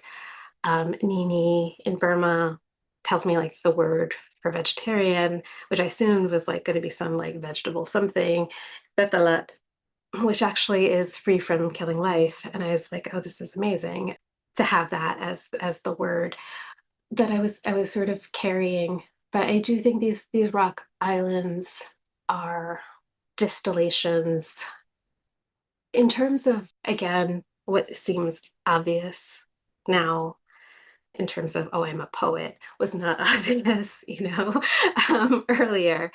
And I think those are understanding how I think as a poet in terms of making these associations, making these distillations. The thing about language in this book is there are a lot of words that are doing a lot of labor.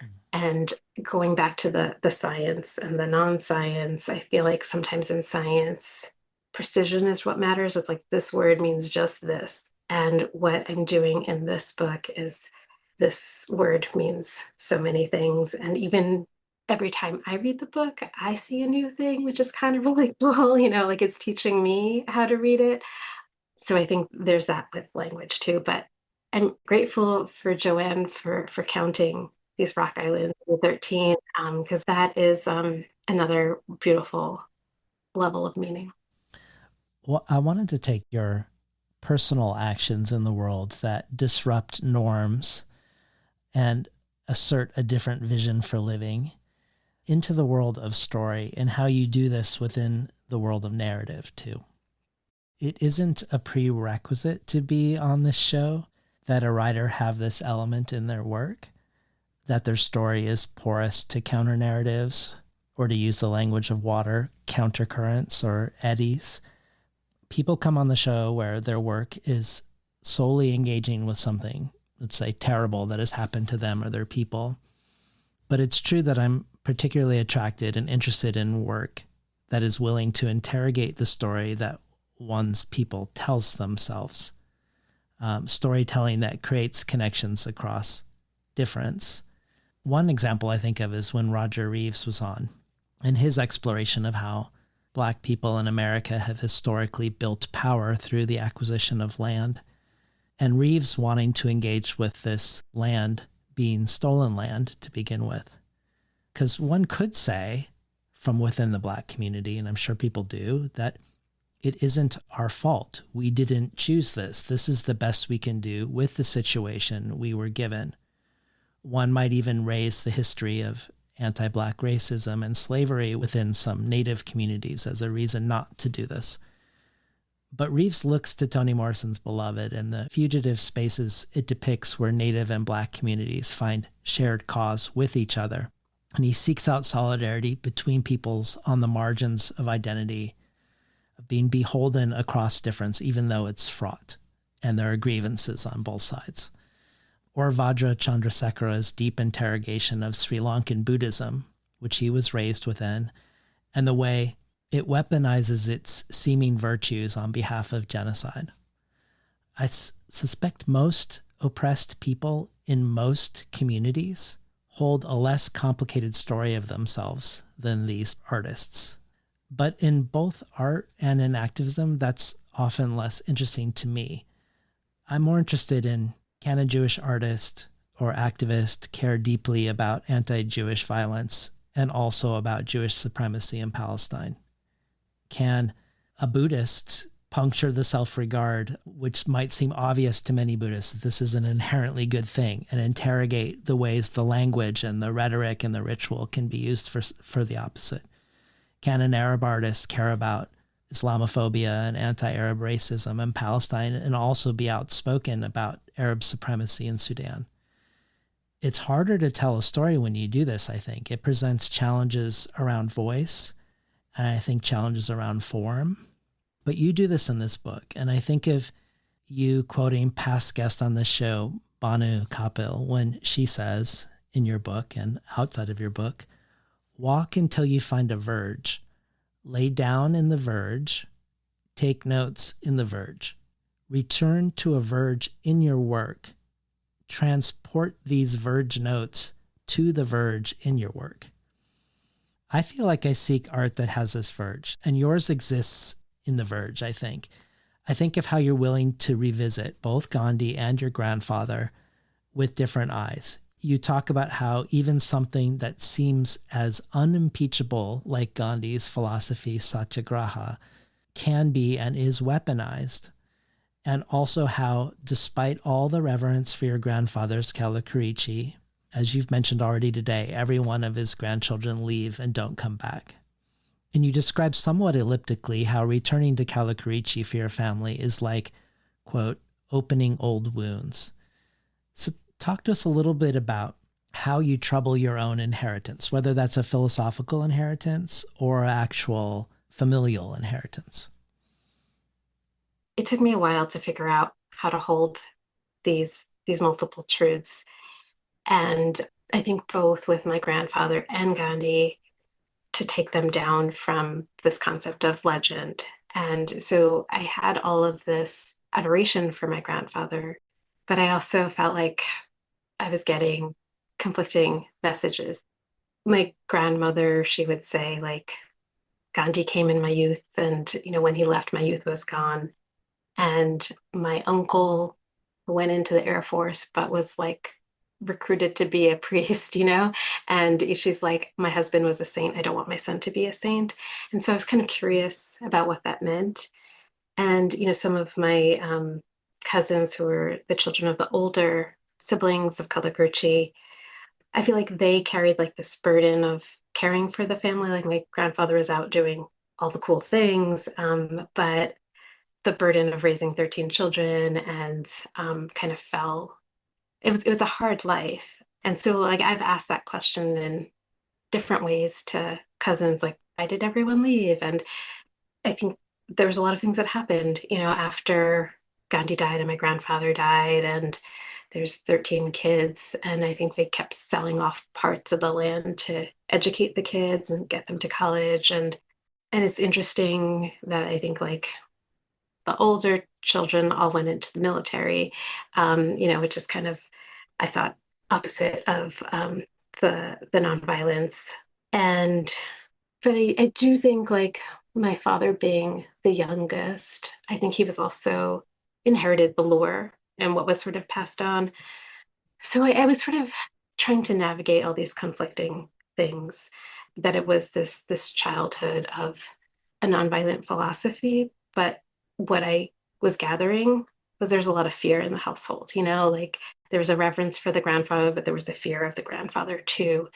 So those are the things I was toying with. And I just got a really nice note from one of my cousins who just read the book. And she said I articulated so many of the questions she had about sort of this dual nature of like the violence and the nonviolence in the same person. So that felt really good, because I think, as I mentioned earlier, I just was feeling how to do justice to this place that still is a question mark. And then at the same time, as I mentioned before, I was sort of looking in the archives of Gandhi as a proxy. And, in doing so, you also see the problems of Gandhi. And, I had read Joseph Lelyvel's biography of Gandhi like many years ago. And I was sort of like shocked, when I learned about Gandhi practicing his like celibacy and brahmacharya and like testing it by sleeping naked to young women. And one of them was his niece. And I was like, this is like, I like it's really hard to sit with that. And then, I had read Arundhati Roy has a great book, The Doctor and the Saint, and it's kind of looking at the conversations and the debates between Gandhi and Ambedkar. And then, there's so many wonderful things I found in Gandhi's newspaper, but I also found that there was things that were like deeply unsatisfying, or when you read it in a certain lens, it seems very paternal and condescending. And, much of the work was on behalf of the Dalit or the untouchables, but I think there was a lot of rightful criticism in the newspaper of like wanting their own agency in this fight and not it being sort of passed down, and conversations about tactics and approaches. And I quote a couple of kind of the more salient conversations, or criticism from Ambedkar. And I think it's just like the very opening of Harijan, his final newspaper project, which is dedicated to the eradication of untouchability, that the opening page has Ambedkar saying, as long as there's caste, there will always be outcast. And untouchability is one thing, but it's really, we need to radically get rid of the whole hierarchy. And I think there is like engagement with that as the newspaper goes, and maybe potentially an evolving thing. And again, as I mentioned, I do appreciate Gandhi's willing to engage and change a little bit.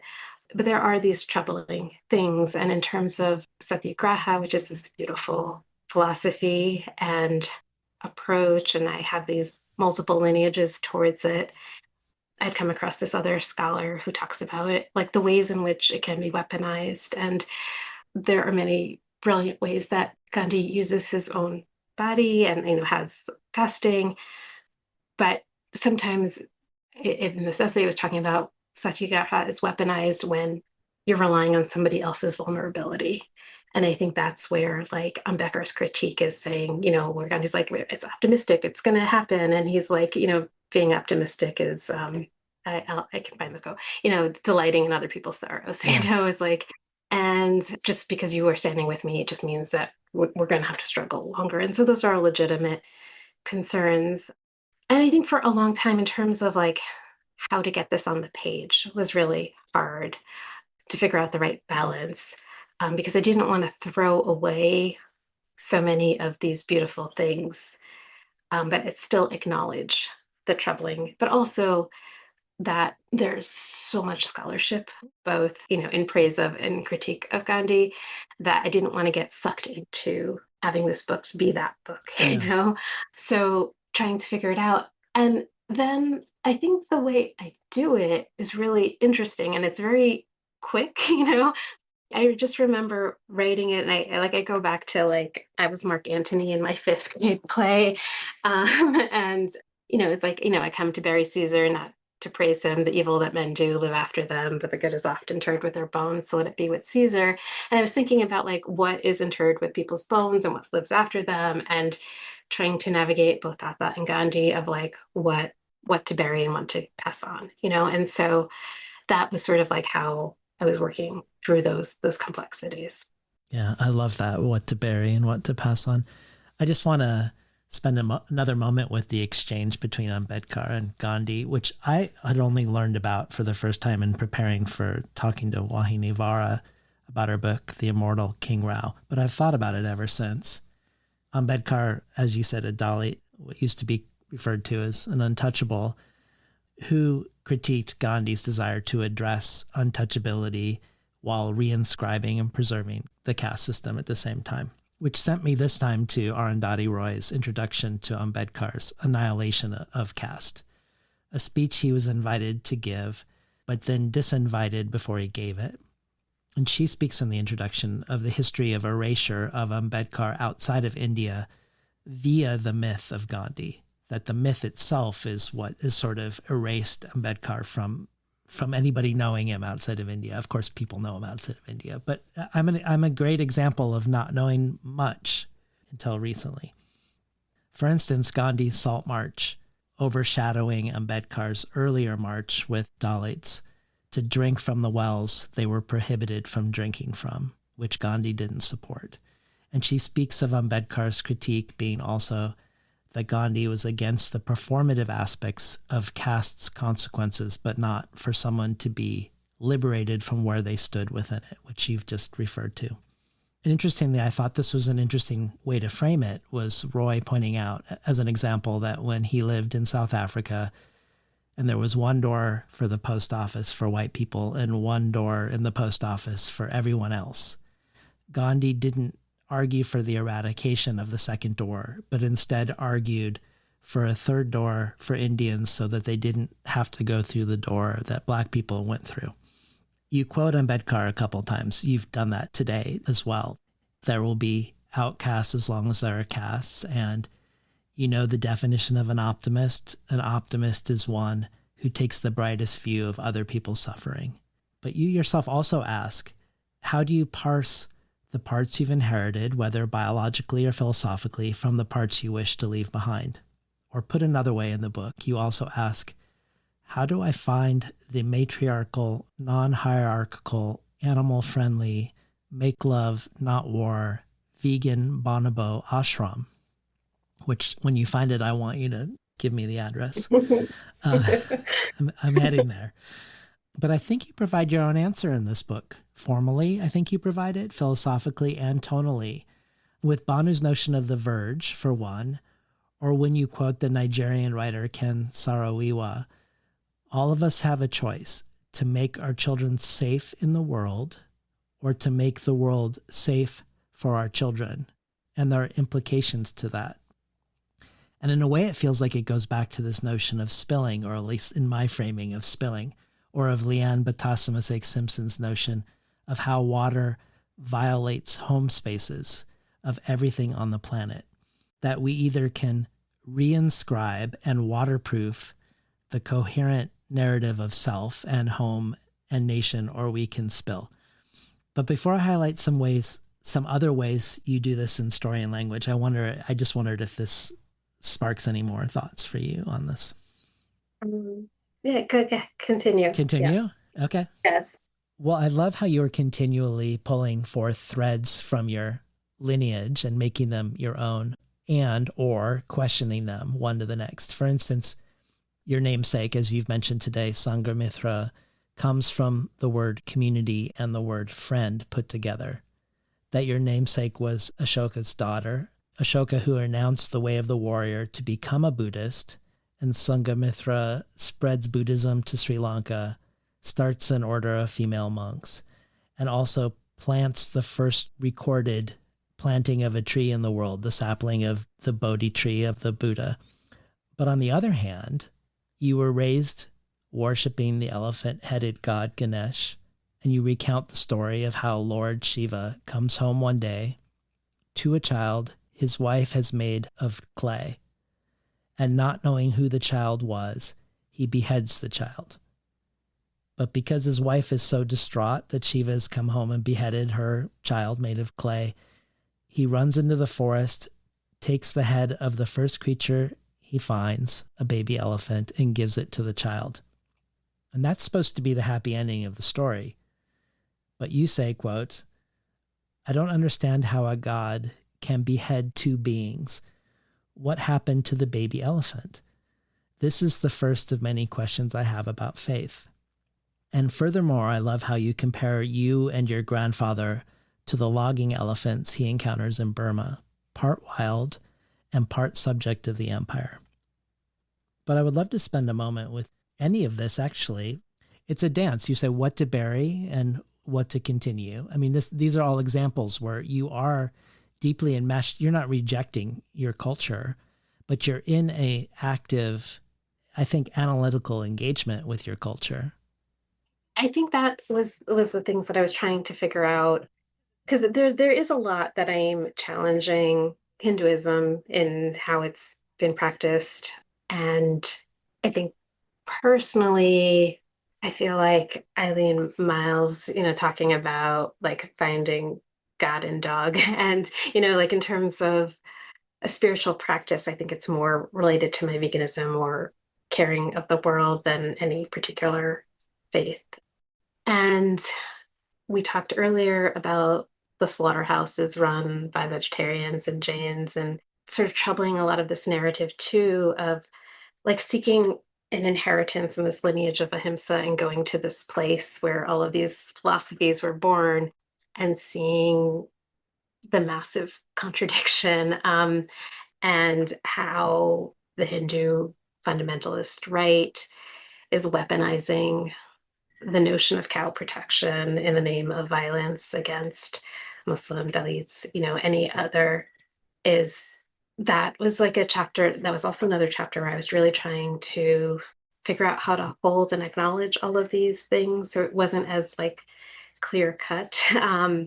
Is that the chapter called Ruminate? Mm-hmm. Yeah. That's one of my favorite chapters because the cow then becomes this vector for almost everything we've discussed just now: power, empire, hypocrisy within faith, using faith that on the surface seems like, how could you argue against this faith, regardless of what faith it is? Put in any faith, and yet using it to oppress people, essentially. I'm so glad you love that chapter because it was probably one of the last things I revised. Putting together this book, I had all of this stuff, and I felt like my chicken and cows chapter, which a lot of my research into it was like back in 2009. And I really wanted them in this book for multiple reasons. Earlier versions just felt like different. And I was trying to interrogate what that difference was. And I think part of it was like I was trying to like maybe publish them as a standalone and this more of like traditional narrative journalism thing. And that voice was a little different. Like I really wanted to do this stuff on chickens, which it does not fit in because it's like not as easy as like elephants and chimpanzees for people to fall in love with. So like I was really struggling with like, how do I write about these things and these subjects and these animals that people don't want to engage with? And I really wanted to talk about the egg and the dairy industries and the harms involved with them and the kind of sexual and reproductive violence on female and male animals. And then bringing it in India in this whole other context where you have a reaction to the violence of the state and some folks using beef eating to protest the state.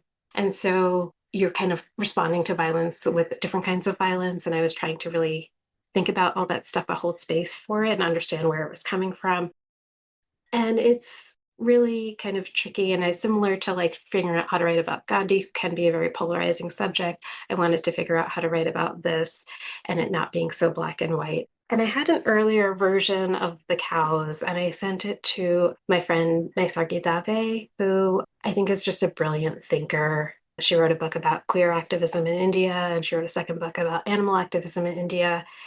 And I was really wanting to trust her opinion to figure out how to navigate this. And an earlier version of the cows, I was relying heavily on her and other scholars to do a lot of the work. And she was like, I don't think you need us, like, I think you should take this out. And then it came to me about what to do, because I was like, anytime I'm like stuck and I don't know what to do, I try to write into what the problem is. And I had this other part in the book about the seven folds of truth. Do you want me to read them? If you want to. So it's like the Jain concept of seven folds of truth. In some ways it is. In some ways it is not. In some ways it is and it is not. In some ways it is and it is indescribable. In some ways it is not and it is indescribable. In some ways it is, in some ways it is not, and it is indescribable. In some ways it is indescribable. That's amazing. And I use that as this framework, of like trying to like think through all of these things of like, is in India a vegetarian country? In some ways it is, in some ways it isn't. And what about this? And like, in some ways it's indescribable. And, of like how writing into the challenges of writing about cows in India, cows that are sacred, cows in the sense of like their treatment is like too highly regarded to be questioned, even like the sacred cow is a sacred cow itself. Again, it is like a thing where nobody really wants to hear, especially dairy, like I think the realities of dairy and the harms on cows is like really not well understood and it's erased. Well, what you just read, the Seven Folds of Truth, it reminds me a little bit of you talking in the book about your high school English teacher who said that it isn't what a poem means, but how a poem means that matters. And you do talk, as you've talked a little bit today, about your literary inheritance, or one aspect of your literary inheritance being the Tamil poets of 2,000 years ago, which I wanted to stay with a little bit to talk about portrayal of animals in art. I mean, you say in the book that you're searching for your grand unifying mind, gut, divining poetry, vegan theory, and that you're looking for a vegan poetics beyond food or words. But when you're writing about the Tamil poets, who you also talk about as amazing water engineers, just again to bring these two together again, you talk about how they portrayed the more than human world in their poetry as an influence. And I was hoping you could use that as an entryway toward maybe just discussing more generally the considerations you have around the portrayal of animals in writing, or the common failures you witness that exasperate you, and the solutions that seem most appealing to you. Yay.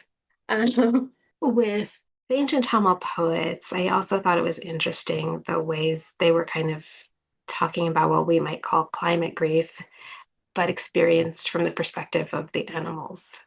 What it was like to be in unbearable heat, a deer fainting forlorn. There's this line that I absolutely love, that is an elephant in drought and finds a river, but it's a mirage, and it's like disappointed and defeated, lies, in a waterless river. And I encounter that while I'm sitting in the library, which is on top of a now waterless reservoir. And I'm thinking about all the labors that made it possible for me to encounter these words. There's so much of this ancient Tamil poetry that was lost. It was a community that was twice drowned by the sea. And so there's all of this that's lost and recovered. But I write in this Ashland Creek Press essay, Writing for Animals. The anthology is called Writing for Animals. I have this essay, Are You Willing, in it. And I think I write about the challenges of writing about animals. And the Are You Willing comes from a Mary Oliver poem. I don't know if the title is called Lead or Lead, but Lead. And it begins with, here's a poem to break your heart. Are you willing? And I love the work those two lines are doing in terms of it being a warning and an invitation. I'm going to take you on this journey and we're going to talk about these dying looms. And then what happens is it becomes about, I tell you this to break your heart, by which I mean to break it open so it can never be closed again to the rest of the world. And I think that is the heart of what I think about writing for animals, of how to have that heart opening so it can't be closed. I'm always kind of fascinated by encounters on the page where that is happening. Again, going back to Naisargi Dave, who I really love, I had interviewed her for Satya Magazine's The Long View, and she was talking about this concept that she calls the tyranny of consistency. And it's kind of well, if I do this, then I have to do that. And if I can't do that, I might as well not, if I can't do everything, I might as well not do anything. And that is kind of what prevents people from doing anything. But that's not really how we act in the world, each moment we do something. So, and that the burden of consistency is put on anyone who's challenging a norm. So all the oppressive industries and the people in power, they're never held accountable for their contradiction. But, if you're a vegetarian, they're oh, what are your shoes? You're always asked and what about this or what about that? You're getting all the whatabouts when nobody's asking anybody else about the whatabouts.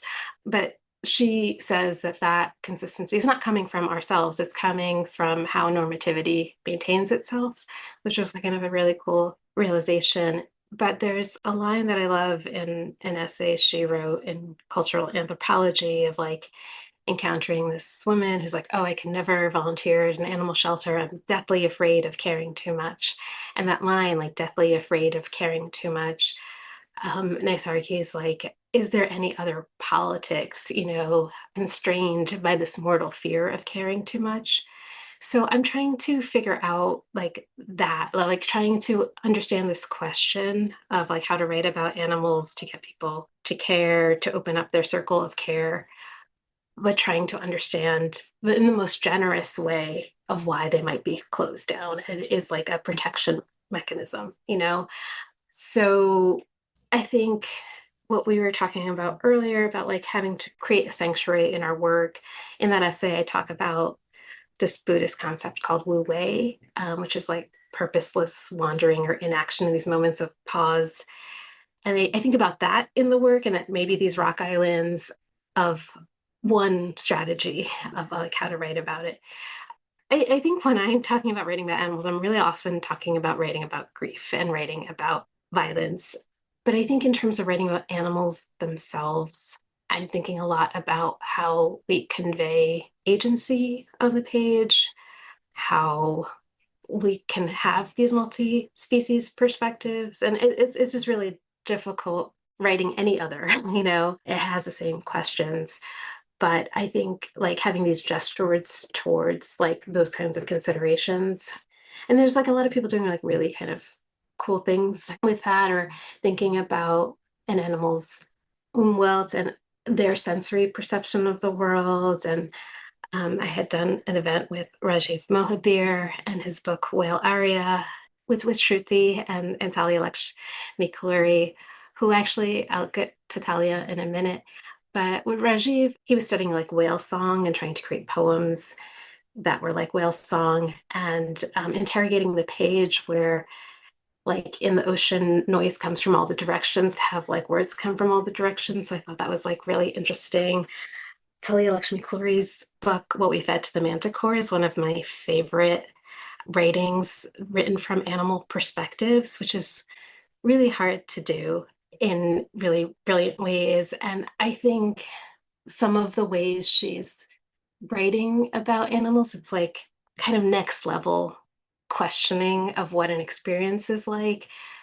She writes this amazing chapter about vultures and sort of like intergenerational trauma in vultures, where their ancestors were poisoned due to drugs given to cattle, and they moved to a new place. And then there's like these other animals where there's a mass die-off, and they view their role, their important role in like eating the bones and doing this, and that this is their gift. But then you have this vulture who's like, this is a burden, you know, and so I was just like, it was kind of an amazing short story about this intergenerational trauma, about one die-off in one species and that species encountering a die-off in another species and what that means. And I think thinking about all the ways that animals are experiencing that now is, I think there's just like a lot of brilliance that's happening there. One of the things I liked about your pursuit into poetry in the book was it comes back to science in a way that I didn't expect. And I guess I don't really entirely understand it. And so I wanted to hear your thoughts on it. Because when you were talking about the poets of antiquity in Tamil Nadu, you bring up this notion of Tanai. It seems to be a poetic convention of these poets of long ago, but much more than that. It represents a social order too. So Tanai is related to poetry, but it's also related to geography and ecology in a way that puts forth, in my limited understanding, a non-hierarchical relationship where everything within it forms a sort of continuum with each other, which I think I could see animating this book, or as one lens through which to describe the experience of reading this book. This comes up in the part of the book where you also talk about emergent ecologies and about the notion of micro-inclusions in contrast to microaggressions, and about the practice of Tamil women making intricate designs in rice flour that they then feed to ants and worms. So talk to us about ancient and emerging sciences in this regard, because somehow here we are back in a culture where I don't think being a water engineer and a water diviner would be a weird thing. Here we have poetry and ecology and geography being inseparable from each other. But what does this concept of Tanai or micro-inclusions mean for you? I love this. And I feel like also with micro inclusions, I had a wonderful chat with Sunu Shandy, who introduced me to the term, and she was my conversation partner when I was on tour in DC. It helped me also think about my book, like in terms of the strategies of how to include all of these things that don't seem to go together and what the micro inclusions on the page were to allow for that. And I think even having it be called a confluence and a watershed and having this like what you must understand opening lines, there are these little gestures that I'm doing to have that sort of inclusivity. But I have this chapter called Landscapes of Grief. And I say, in my library, built on top of a waterless reservoir, I learn about the Nai, the landscapes of Tamil Sangam literature. Kurinchi, mountainous land; Martha, agricultural land; Natal, coastal land; and Palai, dry land. In her essay, Retrieving the Margins, Use of Thinai by 3 contemporary Tamil women writers, scholar Chitra Shankaran tells us that Thinai combines geography with the rules for poetry and is a concept that holds the ecosystem in an integral embrace. Each physical landscape invokes an emotional one. The forest is for waiting, the coasts are for pining, lovers unite in the mountains, fight in the farms, and separate in the desert. Shankaran says the Nai is a gestalt, a field of co-constitution in which woman, man, land, deity, flora, and fauna occupy a non-hierarchical relationship and form a continuum. What is the Nai of the dairy, the piggery, the hen house, the slaughterhouse? What does it mean if we no longer understand the grammar of landscape, or if our landscapes no longer contain the grammar they once held? Are these new combinations and intensities of fire, wind, and water an evolving grammar? What landscape, if not our bodies, can hold all this grief? So yeah, I think I was attracted to this concept of like having that kind of ecological grammar and a poetics, and that, you know, it was eco-poetry before there was eco-poetry, Right. and what it means to lose that and how we can kind of reconnect it. And later in the book, I discover this Japanese primatologist, Kenji Imanishi, and I think he's also troubling science with poetry or these other philosophies. And I think at that time, so much of like Western science was just like focused on like collecting skulls and skins. And that was science, was like measuring head sizes and tail sizes. And he was interested in culture, in primates and other animals. And it was like 1940. He thought he might die in World War II or get conscripted. And he just like wrote this like personal treatise, maybe a self-portrait, like talking about all these things. And I think he's also trying to like take down the walls between science and philosophy and life. And I think so much of science to him was focused on differences. And if you're only looking for differences, that's all you're going to find. So I kind of took his like philosophy on that, because in terms of looking for connections, and isn't it wonderful that with any being in the world, you'll find something in common, you know, it's kind of extraordinary. And he like articulated this thing called Shizengaku, and it was kind of talking about nature in a way that it's not really taught, and it's not, you know, it's not separate from us. It's this maternal being that we're all connected to. And it was like 1940, he's writing is like, you know, at no time has there been more talk of nature with like the least understanding of what nature is, and trying to have that connection. So I think, again, what I keep seeing is like these patterns, whether it's 2000 years ago or 100 years ago, 50 years ago, or today, of like trying to reconnect, like having those connections and taking down those walls and not just looking for differences. Well, I didn't conceive of my next question as being related to taking down these walls, but I think maybe it is, because your book very much centers your patrilineal line. But you could say at the same time that this book at its core is about mothering. You are a mother of sorts to the orphan chimpanzees. And in your TED Talk, you say it's the first time you felt like a mother was with the primates and sanctuaries. You've reflected on how much of your writing and activism around animals is related to the rupture between mothers and their young, whether that's dairy cows or primates. You highlight one of the questions from Banu Kapil's Vertical Interrogation of Strangers, where she asks not the question, does your mother suffer, but who is responsible for the suffering of your mother? And you take that question out more generally, I think. Who is responsible for the suffering of these mothers, whether it's cow, primate, human, and more? We also follow you in this book as you seek medical care for issues around fertility and perhaps most poignantly, taking care of your dog. You get the sense that what matters in all of this is not whether a person succeeds in taking care, whether that means getting pregnant as a success or your dog recovering from an illness as a success. But what matters is the act of mothering itself, independent of it leading to a desired outcome. Perhaps it's related in a different way to the difference between what poetry means and how poetry means. But I wondered if you wanted to speak to this matrilineal river that flows beneath your exploration of your patrilineal line of your family. Yeah, and thank you for setting this up in this way and seeing all the questions, because it was a book about my father and grandfather, and I did want to honor the women who are more invisible in the archive and invisible in the storytelling. As I mentioned before, I really wanted to talk about the egg industry and the dairy industry and the harm it has on these mothers and the suffering of them. Like this section of the book, which is, maybe the most personally vulnerable, like I didn't set out to write it, is sort of like what happened to me while writing this book. And I think there's also this change of going from governing bodies to ungovernable bodies and finding a way of being.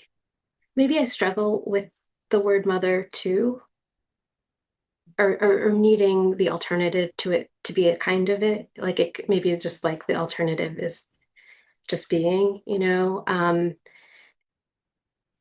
I think there was a lot of ambivalence and complexity in the decisions around, personally pursuing parenthood or motherhood and wanting to sort of acknowledge these other kinds of ways of caring about the world, that's not limited to this one particular kind that is there. And I think maybe some other people would just argue it like that is another kind of mothering, but maybe it's something else that I wanted to just give space for. And I do think in the canon, there's more writing about motherhood. There's also more writing about climate and parenthood. And sometimes I feel there's a missing discourse where I feel like, you'll have like the J.D. Vances of the world, talking about childless cat ladies and not being invested in the future.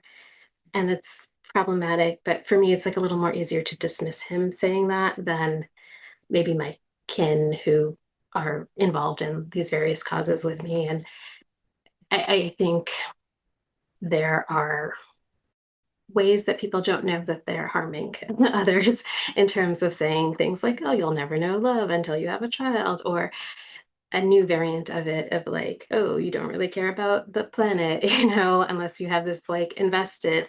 And I just wanted to give space to those who do care deeply about the planet and other beings that don't necessarily are not having this part of this familiar line. And it's really tricky because I'm also like a very private person, and all of this stuff is like a lot of like invisible pain. But I also didn't want to perform that pain or perform that trauma. And so trying to figure out how to get it on the page that feels right. And wanting it to be, I don't know, like just kind, I think, I think it is all fraught. I think when I open the book of like what you must understand is that when I tell you a story about my body, I cannot separate it from a story about water. I think that is how I start the book. And if I'm writing this book about governing bodies and the ways bodies are controlled and liberated, and then this thing is happening to me in real time, and when I tell you a story about water, I can't separate it from a story of my body. I think the flip is true. And there's a lot I can say. Yeah. It's sort of writing about this, not in a vacuum, but in like what else is happening in the world and what else is happening in my life. And there's a version of this first essay on trying, which is really about my dog, Mookie. And I had submitted it to a local journal who was accepted it. And they were like, well, I think literally it was like, you're trying to do too much, and the whole essay is about being told you're trying to do too much. And because this is like such a personal thing, I wasn't going to make the changes that they wanted, but I could see how I could make changes to address it. Because they're like, oh, you're trying to do so much. I think this is like, maybe get rid of the animal stuff. And it's about like something that it wasn't about. It wasn't about like choosing a career or something, like, but then I realized how I could make it all work is just like temporally, like just acknowledging that these things were all happening at the same time. And then I sent it back and they're like, oh, this is great. It's fine. And so it's really important to advocate, for yourself and figuring out like how to address whatever the problem is, because I really do think that that story is about my dog, like that story is a story about Mookie, and to take her out of it would be, not right. and I think there's something really beautiful, and that's why I really love the Miles conversation too, is like I think that was like one of like the hardest times, but there was really something beautiful about like me and my husband getting up every few hours to take our dog out and like have to like use a harness and each of us take a hold, and it's like it was just really beautiful and really challenging. So I just wanted to give like space to that. I haven't seen many places I felt seen in writing about this subject. I think there's a few that do a good job. I think Bell Boggs's The Art of Waiting is something in the canon that was helpful. I think Rebecca Solnit's, The Mother of All Questions is really great. And I think she has a really great quote about, society being so focused on this one particular kind of love. And there's so many ways for love to be in the world, that I felt really wonderful about. Yeah, I don't know. Well, This is like the first time I'm really talking about this publicly. It's in the book. And I think even people who are very close to me in life, very few people knew what we were going through.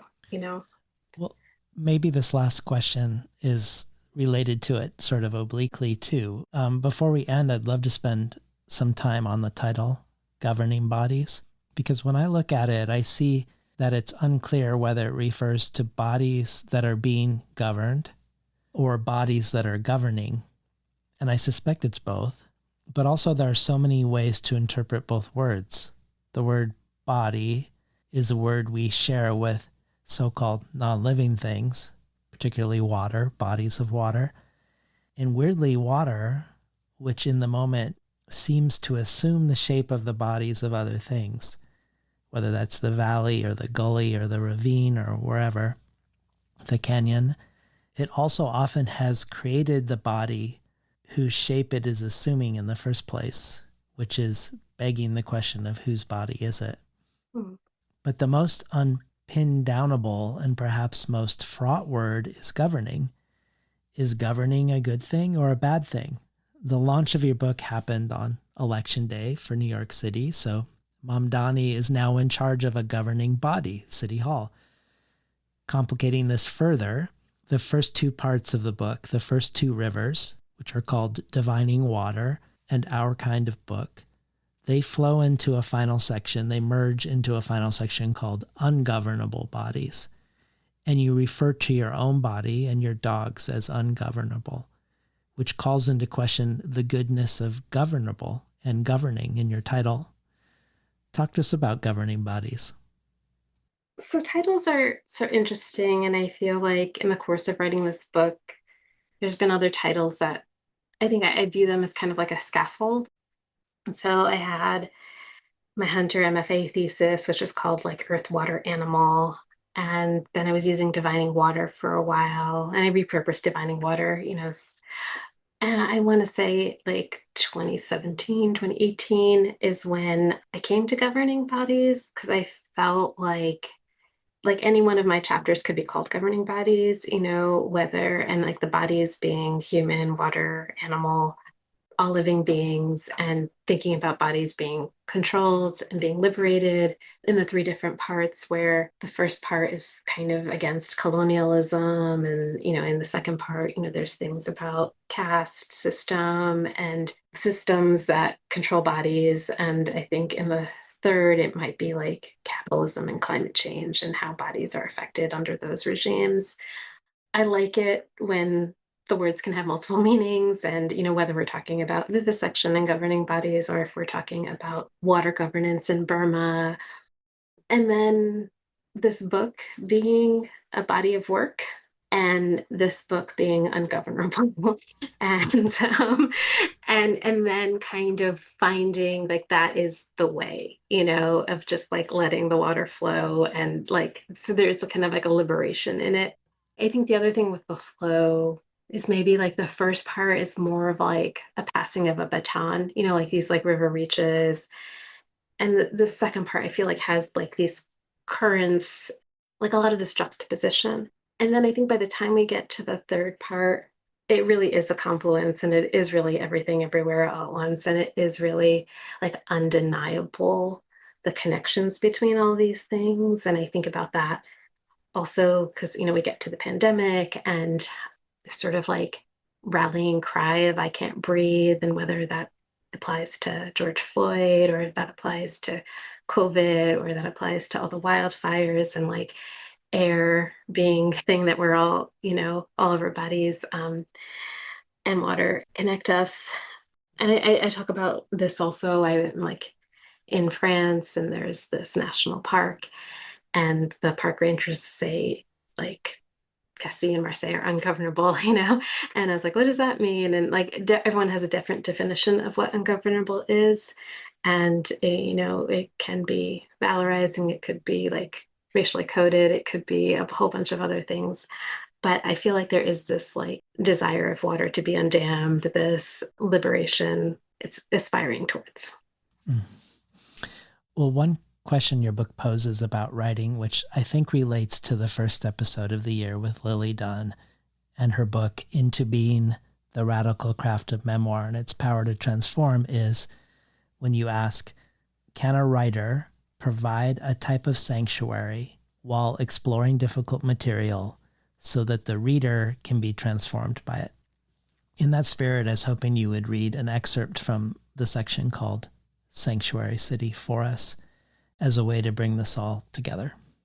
Yeah, so this is from a section that I call Sanctuary City, and I'm on a writing residency in France that is situated near this national park, the Calanque. Scientists, researchers, and rangers are figuring out how to govern these lands and protect the species within the Calanque. The plants themselves have their own protection measures. Some have leaves that are hairy, spiny, or scaly. They hide in their own bodies. How can we feel safe in our surroundings? My home city of New York is supposed to be a sanctuary city, welcoming immigrants, at a time when our president spews xenophobic vitriol and bans bodies at our airports. My borough of Queens is the most diverse county in the country, where 800 different languages are spoken. This area of southern France is also home to many immigrants from Africa and the Middle East. When I walk around Marseille, it feels like Queens to me, which is to say, I feel at ease walking in my brown body, by which I mean I feel unnoticed, invisible. But is it possible to be both seen and at ease? As a newcomer, I am told that Marseille is an ungovernable city. This seems to suggest different things to different people. To one young college film student, it means resistance. You cannot have gentrification in Marseille, she explains. In other French cities, the poor have been relocated to the outskirts of the city, but in Marseille, they are rooted in the center, she says. To the independent book publisher I meet, it is both a colonizing and a colonized city. It is a city that has to reconcile both histories. To the national parks rangers I go on hikes with, it is a challenge to change the mindset of a populace accustomed to doing whatever it pleases to now respect the new rules of the park. This label of ungovernable can be taken as a pride, a wildness that can't be controlled. But to others, the status creates a habitat for corruption and violence without accountability. Is ungovernable a racially coded phrase or an excuse for the limitations of government? Outside my apartment in Casi, Mexican agave and prickly pear cactus grow, a legacy of colonialism. They are viewed now as an invasive species, but let's not forget who invaded who. One evening, the gardener Gilles Clement visits the resident artist. He dislikes the word invasive. He prefers the phrase emergent ecologies and speaks about a commingling of species that has always existed with the migration of humans around the planet. I found native and invasive to be a troubling framework in environmental sciences, and I'm grateful that Clement proposes different nomenclature. I read that Clement discovered a butterfly in Cameroon. I asked him more about it that evening. Well, yes, he says, it was a long time ago. This isn't a source of pride for him, but shame. He was sent to Cameroon by a museum. He wanted to observe butterflies alive and see how they behaved by night and by day. But the museum wanted him to kill and capture them. When he gave the museum the 2,000 dead butterflies, the response was, "That's all?" He no longer wanted to kill animals to study them. It is perhaps his Ashoka moment, his radical turn to study life and not cause death. In this butterfly collection, there is at least one species that was unknown. It was probably known to the indigenous community, Clement clarifies. To his dismay, it was named Bunoopis clementi. The name does not give any description about the butterfly, he says. It reflects a fraught colonial relationship with other species. I want to know more about emergent ecologies and what peaceful commingling could look like. This is the question I carry during my walks in the Calanque. Jeremy, a park ranger, tells me about the caterpillar Processionaire du Pin. They are spiny and can cause a rash when touched. Park visitors often set them on fire. It's not acceptable, he tells me. We have to change the mentality. On one hike, I see the footprints of the wild boar, the sanglier. A researcher with the park, Lidwine Lemire-Pechot, describes how the sanglier should be examined in 3 different contexts: écologique, sociologique, and politique. Pigs don't have problems with humans. Humans have problems with pigs. Lidwine, always speaking in threes like a college professor, articulating her points, shifts her attention to the fish meru. It is an emblematic species, a protected species, and an economic species, she says. Recently, the national park instituted a no-take zone around the park, and the meru were protected. But since their populations are increasing, she says the government is now considering removing these protections. They only receive a short respite from our harm. Several archipelagos are part of the Calanque. 2 of the islands have almost rhyming names, Rio and Friol. Puffins from the Atlantic Ocean come to Rio to breed. While no humans are on the island, pellets of seagulls are full of plastic, demonstrating our presence even in absence. Rats, cats, and humans inhabitate Friol, as well as some puffins. To protect the puffins, humans trap and kill the rats, but sterilize and relocate the cats to give them to an animal rescue group. Conservation is messy, and it's hard to tell the good from the harm. In New York City, our Parks Department initiated Wildlife NYC, a campaign to recognize bats, beavers, coyotes, deer, hawks, raccoons, squirrels, and our other urban neighbors as fellow New Yorkers to promote coexistence. Notably absent from the campaign are the most iconic New Yorkers: pigeons, rats, and geese. Can the label New Yorker provide them sanctuary too? What is the new colossus of our invisible animal city? What could be chiseled on our statue of animal liberty? Give me your coyote escaping the highway and malls of the suburbs. Give me your mother Canada goose who fiercely protects her young. Give me your ruddy ducks who mate for life in the drinking water reservoir. Give me your Harlem deer who chose to find shelter in public housing. Give me your pigeons, your rock doves who dive bathe into that parking lot puddle of stormwater with much delight, who line up dutifully under the elevated Long Island Railroad tracks as if it was where they were meant to roost. Give me your subway rat who knows better than the MTA when the train is coming.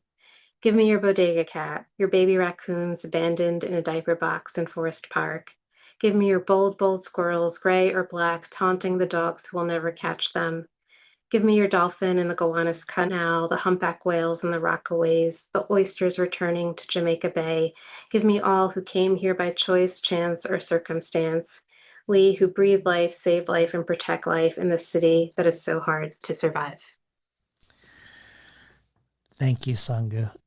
I'm so happy that we got to usher in this new era of the podcast and this partnership with Milkweed. This sort of uncanny coincidence that we get to do this together with your book with Milkweed and the show and our half-decade correspondence all manifesting in this today. I really love it. I thought about something else I wanted to say about just going back to some of our correspondence and some of what I appreciate too of how you've brought in all these things that are happening on planetary time and scales into the conversation. And I was thinking about your conversation with Mary Kim Arnold, and the beginning of that conversation, there's like a windstorm and there's fires and you're packing your go bag, and which ends up being a podcast suitcase because instead of packing clothes, you're packing for the apocalypse with your books. And I just also think about like your show is kind of being like that podcast suitcase, that emergency bag that like I've been carrying, with me on the train or plane to like think through all these really important questions about story, about craft, but also about living in these times.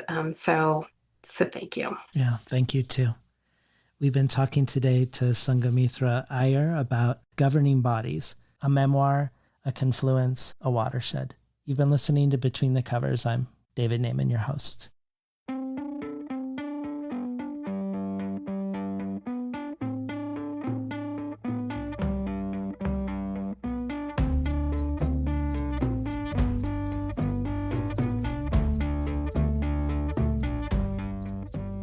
Today's program was recorded at the volunteer-powered, non-commercial, listener-sponsored, full-strength makeshift home office of me, David Naiman. You can find more of Sangu's work at sangamithraIyer.com. And if you enjoyed today's conversation, consider transforming yourself from a listener to a listener supporter by joining the Between the Covers community. Every supporter can join our brainstorm of future guests, and every listener supporter receives supplementary resources with each conversation of things I discovered while preparing, things referenced during our conversation, and places to explore once you're done listening.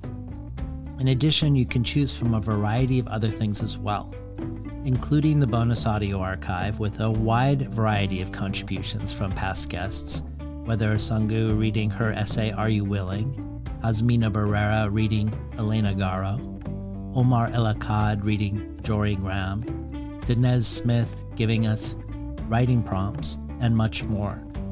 You can check it all out at patreon.com/betweenthecovers. Or if you prefer a one-time donation, you can do so by PayPal at milkweed.org/podcast support. Today's episode is brought to you in part by Churdza Jian's award-winning novel, The Last Quarter of the Moon.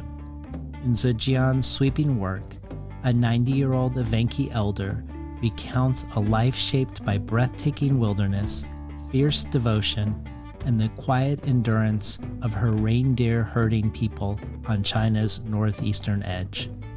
As her tribe prepares to leave the mountains behind and settle in town, she tells her story of a century marked by love and grief and the sacred bonds between humans, animals, and the natural world.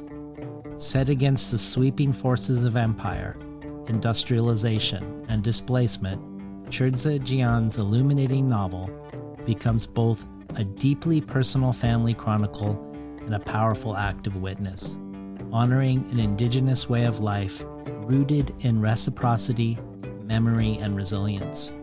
The Last Quarter of the Moon by Cherdza Jian, published by Milkweed Editions, is available now everywhere books are sold.